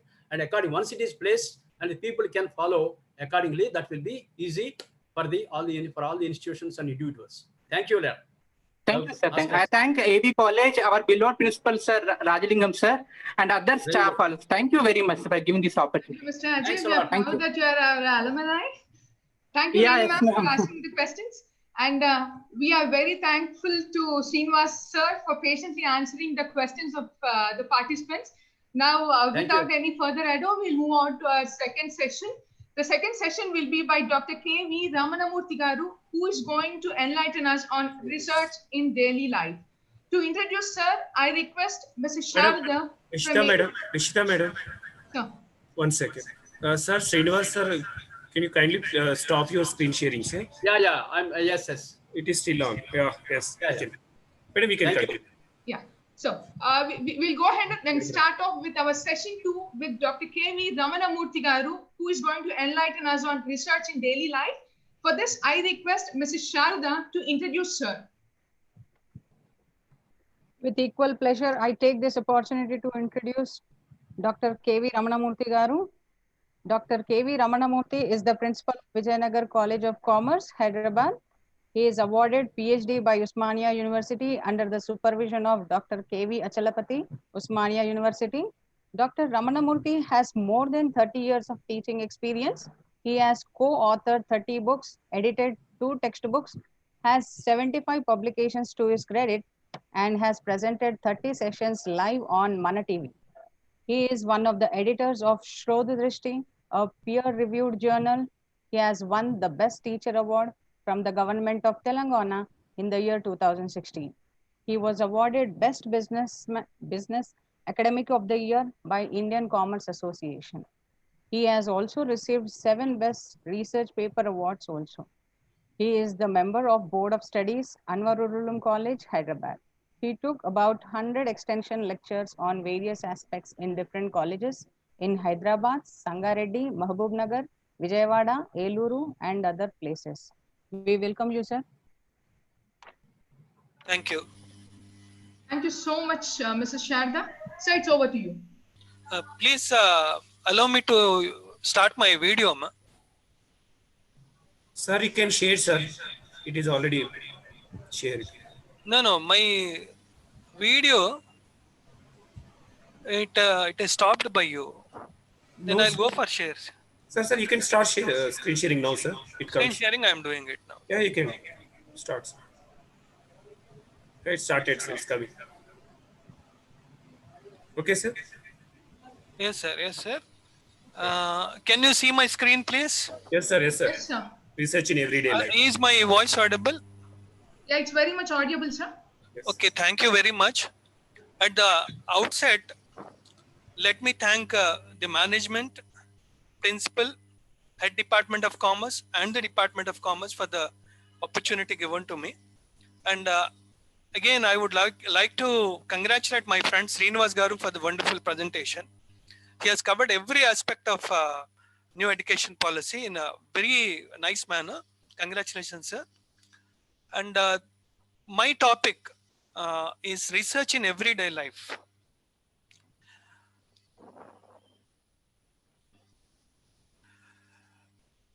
You know, you must have observed that there is research in every walk of life, but we do not know that the product that we are seeing is the end result of some research. Now, for this purpose, I've carried out a small research. I went through 15 research articles and had reviewed 255 research articles through 15 research publications. And I also spoke to some of my friends. I spoke to about 15 lecturers working in different colleges to take some inputs with regard to the research in daily life. Now, coming to the statement of problem, it is sad to note that the number of students who enter and enroll at the doctoral education level in India is abysmally low. It is only 0.25%. That means if there are 10,000 eligible candidates who can pursue their PhD, only 250 are pursuing. It is less than 1%. If it is 1% of 10,000, it comes to 100. It is not even 100. It is only, it is a very small number. Out of 10,000, only 250 are pursuing. 1,000 should pursue. So, the number is very negligible, less. And again, the completion rate of PhD is abysmally low again. 50% are completing their work, 50% dropouts are there. Then PhD in majority cases is done out of academic compulsion. Then it is wrongly misconstrued that Indian PhD is not equivalent to an international PhD. I don't know why people are undermining themselves. They are of the opinion that our PhD is not equal to an international PhD. In majority cases, our PhD is better than the PhDs awarded by some of the foreign universities. And again, when it comes to the research articles which have been reviewed by me, 255 articles, these are some of the statistical tools that have been used by the researchers for their research paper presentation. But most of them have used factor analysis, F ratio, correlation, chi-square test, standard deviation, and paired t-test. See, others have used different tests like skewness, regression analysis, ANOVA, ratio analysis. These are used by only a few people. And again, out of the 255 researchers, only 15 have used useful business models which are of immense use to the society at large. That means remaining 240 did not bother to come out with a useful research model in their research paper. They just wrote that, this has happened, these are my suggestions. But they did not come out with a solution or a model, research model. They have not developed or they have not adopted any research model. This has to be done. And again, when it comes to the interview that has been carried out, I spoke to my friends, I told. So most of them, they said this poor quality of research or the lesser number of research activities which are taking place. The first reason is poor reading habits of the researchers. They need to go through some research works in greater detail. And they do not know what type of statistical tool should be applied in the specified case. These are some of the problems associated with the quantity and quality of research in India. Now, if this is the case, what is the way out and how do we develop the research penchant among the youngsters now? The solution to this problem, the answer to this problem is observing research in everyday life. This might help us in getting motivated and coming out with the quality research and research which is of immense use to the society. Okay, and you say, can you say to children over here, see, when it comes to parenthood, taking care of the children, there's so many things to be taken care of. Lot of research has to be carried out. What type of dress should be purchased for the child? Then what kind of food can be given to him? Then what kind of books can be given to him? What type of TV programs will the child be allowed to be watched? This is something which is happening in everyday life. It is a part of the research which is carried out by the parents, but we do not know that our research is carried out. So research is to see what everybody else has seen and to think what nobody else has thought. This is something we should all understand. It is to see what everybody else has seen and to think nobody else has thought. I'll give an example. I saw a research work on painting done by Bapu Garu, the famous director from the Telugu cinema industry. He came out with a portrait on Ramayana where he has got the pictures of Rama, Lakshmana and Sita and also Hanuman at the same position, but he wanted to have his own mark. Now he came out with an image which is beyond one's imagination. He came out with a squeeze on it. It's known to us, but we did not think about it when we are painting the portrait of Rama, Sita, Lakshmana and others. See, these are some of the research works in daily life. What will be the fate of the world, universe, if there was no meteorology? No research was taken on meteorology. No research was carried out on meteorology. Similarly, volcanology. What would be the fate of the universe? Then again, with medical technology, we have seen X-ray, penicillin, smallpox vaccination, and so on.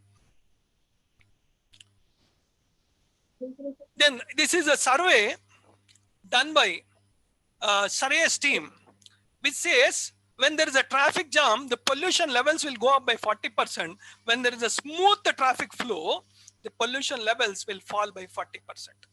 It is a wonderful survey which is of use to the society.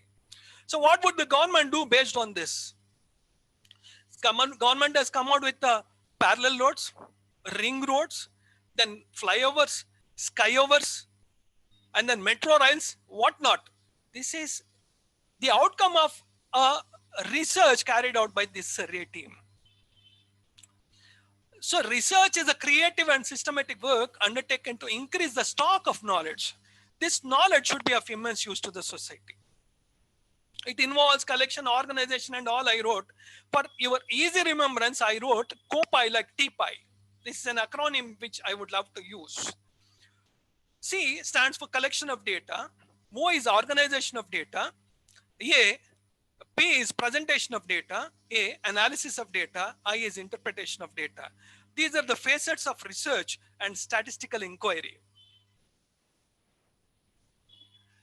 Now, research is important in our everyday life because it sharpens the brain. We'll start thinking from other person's point of view. We'll have a 360-degree appraisal. Then it builds a graphic vision of life. We'll start visualizing. Then it helps us in updating our knowledge, and we'll be knowing the new developments that are taking place. See, when I was a student pursuing my MCom from Anwar Ulum College, my sir said, my professor said, there is something called SWOT analysis, SWOT, strengths, weaknesses, opportunities, and threats. Now it is replaced by, T is replaced by C now. So nobody would give a threat to you. It is only a challenge that you are going to face. So SWOT is now SWOC, strengths, weaknesses, opportunities, and challenges. Now, AS is not there. We have IND-AS. Then in list of CSR activities, we have the government has included the pandemic, COVID-19 related services are included. So research helps in updating our knowledge.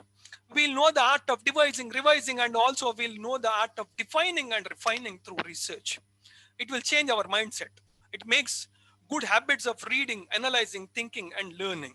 We'll not waste our time by sitting in front of a cell and sending unnecessary messages which are of no use to anybody. We'll not be wasting our time. Let us have a look at this visual. See, this is a small research in everyday life. See, I was told by somebody that if you put the center stand to your scooter, if you use the center stand of the scooter, you save some petrol, it seems. This was a research carried out by my friend who is working in a showroom, automobile showroom. If you use a side stand, it will consume more petrol. Petrol will be wasted. This is a finding of research. And again, I asked one of my lecturers who is working as a commerce and a computer science lecturer in our college when this pandemic, this problem has started. And I asked her to come out with a list of activities which can be taken up by a good student during this period. Because a noble person, a prudent person would transform a problem into an opportunity. I thought I will send this message to our students through WhatsApp. So she gave me a list. She said, if it takes 4 or 5 months time, they can do, these are the opportunities. These are 10 or 9 or 10 choices to choose from. One is basics in MS Office, then Tally ERP, typewriting, spoken English, personality development, Photoshop, Corel, HTML, C language, operating systems, Sanskrit or a foreign language, or learning an Indian language. See, down the lane in 2040, I can envision that 70% of the graduates will not be knowing their mother tongue.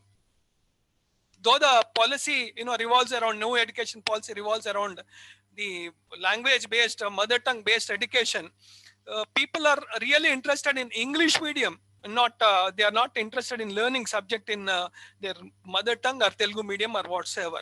If one knows Telugu, he will get a very good job in Telugu TV channels and Telugu newspapers. So this is something which can be done. This is a part of the research carried out by our team, our lecturer. Then again, you must be knowing about typography. Most of the students may not be knowing, lecturers must be knowing. A typographer is a person who designs the form and arrangement of type of a font to make the written word more legible and aesthetically pleasing. This is the research work done by a typographer by name Sridhar. He is an intelligent person who is well known to me. See, the same person has come out with the fonts for Eenadu, Sakshi, Namaste Telangana, Andhra Jyoti, and Varta. He has designed. But you can see the way it is arranged. It is done in a different manner. It is aesthetically pleasing at the same time it is versatile. See, the fonts which have been developed and designed for Eenadu and the fonts which have been developed for Namaste Telangana are totally different. So this is something which is a result of research in everyday life. And again, when it comes to TV channels, there are about 1,000, 1,500 channels which are working now. Now, time slot planning, in case of a TV channel, it involves a lot of research. Morning, we'll have programs relating to physical exercises, bhakti and all. Then evening, we'll have serials, cinema and other programs in the prime slot. In the midnight, the programs are totally different. Time slot arrangement, it requires a lot of planning and research. Then again, there is a need to change the avocation of the child. We should not allow the child to sit in front of computer to watch those Dil Mil serials, some of the Dil Mil serials, daughter-in-law, mother-in-law serials. what happens, it is beyond his age. He should not watch, number one. If he's sitting in front of the TV for a longer duration, his health will be impaired. So some avocation should be there. So what happened in one case was the child speaks very effectively. Then her mother realized that, she is very good in storytelling. She started a YouTube channel for the child. Lot of research has to be carried out by the mother for about 10 days. So how do we upload a story which goes beyond 15 minutes on YouTube? She had to carry out a research. Now, how do I insert, visuals while the girl is talking? See, these are some of the issues which were to be researched by the parents. And again, education, higher education, it requires a lot of counseling. Do we have a lab? How is the environment there? All these things, we look into. There also we have a lot of research which is carried on. And again, MSET mock counseling by manabadi.com or eNadu or whomsoever, it requires a lot of research. It is a research in everyday life. Then again, have you seen that Candyman ad? Candyman ad. It says in that the driver is about to take a reverse. He has to take the car in reverse direction. Now you would like to see whether there is anything behind the car. He asks a boy who is standing there, "Lag rahi hai kya? Lag rahi hai kya? Lag rahi hai kya?" The boy, does not answer. The moment the car touches the wall, he says, "Lag gayi." Now the light, it breaks. Rear light, it breaks. So as a result of that, we have come out with hindsight. See, you can see even a small object which is lying on the floor through this hindsight for a car. This is the finding of a research in everyday life. And again, you can see a very cute yet a very small house. Now the space is a constraint over here in OR language.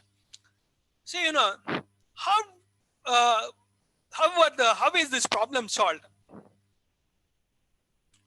So we have a sofa cum bed. It is sofa cum zada bed.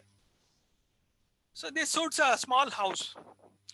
And again, software engineers, most of the software engineers and people working on the desktops, they have L4, L5 related disk related problems.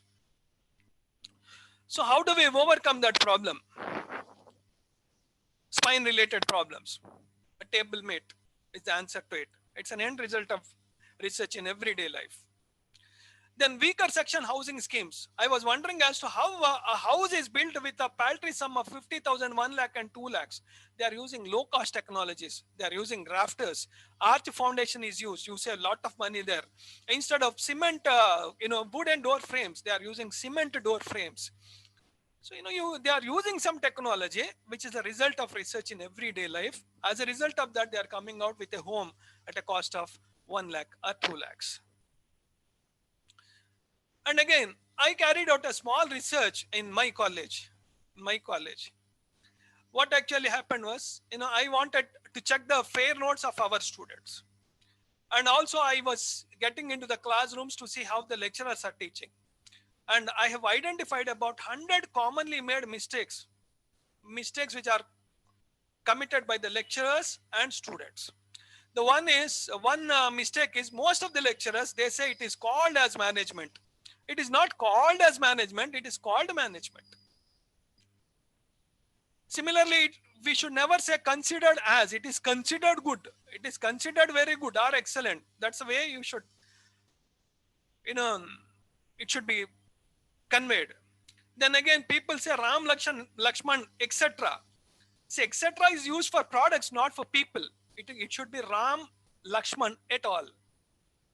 Then in most of the TV serials, we find you are a cheater, you are a cheater. This is the most commonly used dialogue in TV serials. But there is nothing like cheater. We have something called a cheat, but not a cheater. See, we have identified 100 commonly made mistakes and presented it as a paper which got published. So we have identified 100 and we have come out with a model to develop good communication skills and presentation skills through this research. And again, This is a very great innovation by McDonald's.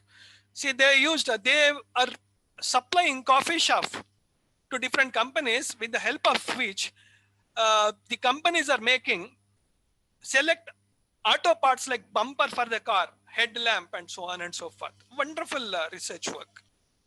Coffee shop, and you must be knowing, it is the powder sort of thing. Papery skin that comes off a coffee bean is called coffee shop.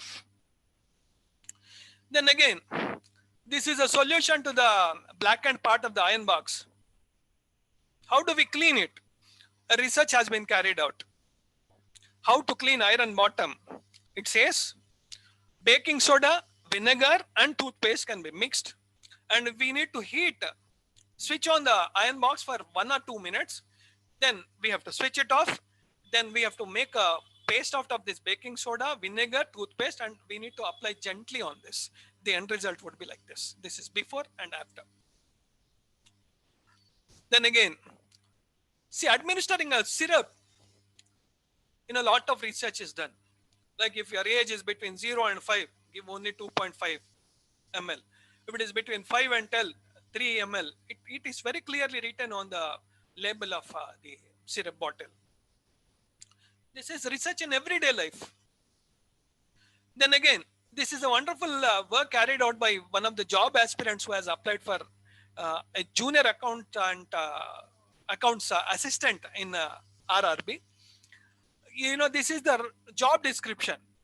Now, his job involves processing of purchase order, verifying stocks, maintaining the accounts of the railway in accordance with the Railway Act, right? So these are the works to be carried out by him. It's a research carried out by him. Then again, he was wondering as to whether he has to work in shifts or not, but there are no shifts. The timings are from 9 to 6 for every junior accounts assistant. Then career path, when you join as junior assistant, by the time you retire, if you clear all the departmental exams, you'll become a financial advisor. This is how you would grow. JAO, SAO, Deputy Chief Accounts Officer, Additional Financial Advisor, Chief Accounts Officer, Financial Advisor. This is how you would grow. Then pay scale, it would start here, and in the very ab initio stage, in the very beginning rather, your salary will be, take-home pay will be 22,954. And how do they select is also done carried out by him. This is called job research. And I would like to tell you about research methodology in brief. There are about 12 stages in social sciences research. First is selection of topic. We have to select the topic, and we need to be clear about what we are doing. If I say you're talking about weaker section housing, are you talking about the technology that is used, or the funding which is done by HEDCO, or the job that has to be done by self-help groups? So this has to be decided well in advance. Then we have review of literature, thorough review of literature. Then we need to find gaps in research. Based on that, you have to evolve. You have to come out with a research problem. Then you have to set out objectives, and you should know the scope and limitations of your work, and come out with a hypothesis, formulate your hypothesis, then come out with a methodology, then a sample design. A data collection starts, then analysis, interpretation, conclusion.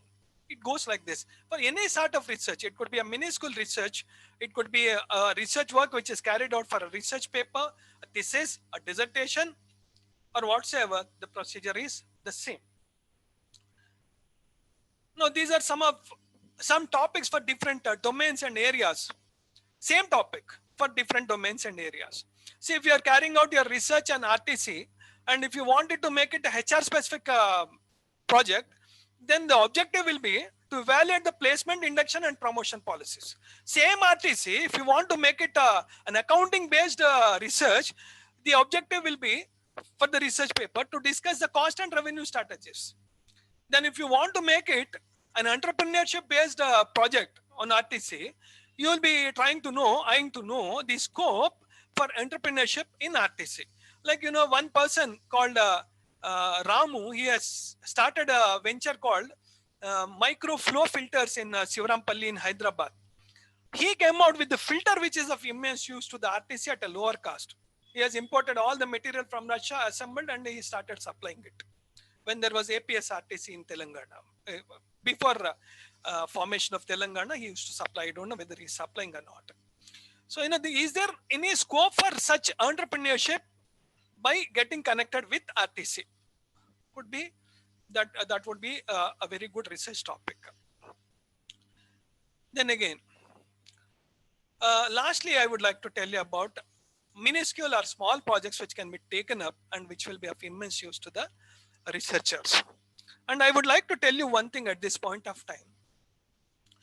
By knowing the different kinds of research works carried out, we'll be able to transform our country into Viswaguru and a Kalpataru. And you should know that we need our own app, our own tap, and our own roadmap. See, even for a small thing, we are importing it from China or Indonesia or any other country. See, the youngsters in India can initiate the research process and come out with new products. So only then the vision of Atmanirbhar Bharat of our Prime Minister will be transformed into a reality. And the focus of this new education policy is on creativity. It is on transformation technology, not on information technology, transforming India into Atmanirbhar Bharat. And changing the mindset from rote learning to meaningful learning. And again, it is proposed to have a 4-year degree in which in the 4th year, we'll have research orientation. That is the reason why I thought by introducing some of the researchers which have carried out in real life situation. Some people who are participating in some students and professors or lecturers who are participating in this profession, in this seminar, webinar, will come out with some useful research which is of immense use to the nation and society. Now, I asked in one of the colleges as to what would be the difference between 25 square and 24 square. They were all taking out a calculator. It is in a square minus b square form. 25 square minus 24 square is 25 plus 24 into 25 minus 24, which means it is 49. See, you don't need a computer. You have to use the costliest computer fitted by God. Otherwise, a khopdi chopdi ban jayegi. So, we'll come out with some projects. I would love to give some topics which can be taken up and which will be of immense use in the daily life for the people who are browsing through our papers. Commonalities in competitive exams. A research work can be carried out on this. Like MBA, CAT, MAT, TSPSC, SS, Staff Selection Commission, Railways, Banks. There will be some common papers like English, mathematics, and then critical thinking and all those things. We can work on that common area and we can come out with a paper on that. Then career planning and scheduling. So for engineering students, first year, by the end of first year, they should complete their TOEFL. By the time they reach their second or third year, they can complete their GRE. Then they can concentrate on communication skills, soft skills, then NCC, NSS, sports, some online exams, computer languages, Indian languages, foreign languages, group skills, interpersonal skills. This is how the career can be planned by the student himself. Then again, there could be a research paper on problems of vegetable vendors and small vendors. Then amazing benefits of listening to music, soothing music. I'm not talking about that constipating music, that rock music. I'm talking about Indian music, soothing music. Then again, I'm talking about Indian popular music. The need to introduce teaching methodology as a subject in MCOM because 90% of the MCOMs are taking up teaching as a profession. So is there a need for that? A research can be done. Then research for breakups in marriages. This is a serious problem which the country is confronting. So on this, a research can be done. Why is it happening? Is it because of the ego problem or is there something which needs to be rectified? Right?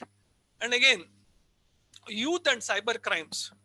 There could be a research paper on this. So these research works would definitely help one in doing something in everyday life. So with this, I would love to end the presentation. Thank you very much. Thank you so much, sir, for your informative session. As we are lagging behind the schedule, I request all the participants to post your questions in the chat box with your email IDs. We will just pass it on your sir, and then sir will give the answers. We will get back to you through the email IDs which you have provided in the chat box. And for moving further, I request Mrs. Ritika Tiwari to please tell vote of thanks. Thank you, ma'am. On behalf of Department of Commerce, AV College of Arts, Science and Commerce, I take this opportunity to especially express deep regards and gratitude to our Secretary Sir, Shri Raghuveer Reddy Garu, and Correspondent Madam Dr. K. Gautami Garu for always encouraging us and providing opportunity to organize such webinar. I would especially thank our beloved Principal Dr. C.H. Rajalingam Sir Garu and Vice Principal Dr. P. Padma Ma'am Garu for their unfaltering support and confidence. I would also thank our convener Shri Buchi Reddy Sir Garu for motivating us and choosing such topics which are really matters in today's age and time. Next, I feel immense pleasure to take this opportunity to propose a vote of thanks to our eminent guest, Dr. Kankipati Srinivasa Rao Sir Garu, Associate Professor in Department of Commerce, Vivek Vardhini College of PG Studies, OU, who spared his valuable time from his busy schedule to grace this webinar with his extremely relevant address on New Education Policy 2020. Thank you so much, sir. Next, I further extend a hearty thanks to Dr. Ramna Murthy Sir Garu, Principal of Vijayanagar College of Commerce, who enlightening us with such an amazing and new topic, daily life research. A special word of praise and thanks to all the participants who actively participated in this webinar. Last but not the least, my sincere gratitude goes to organizing committee and all those involved in making this webinar successful. Thank you. Thank you, Rishta ma'am. Thank you, Ms. Ritika. One reminder, the feedback link is posted in Zoom chat box, YouTube live stream, as well as WhatsApp group. And we would appreciate if you give us the feedback about the webinar. Thank you so much, sirs. And we will raise for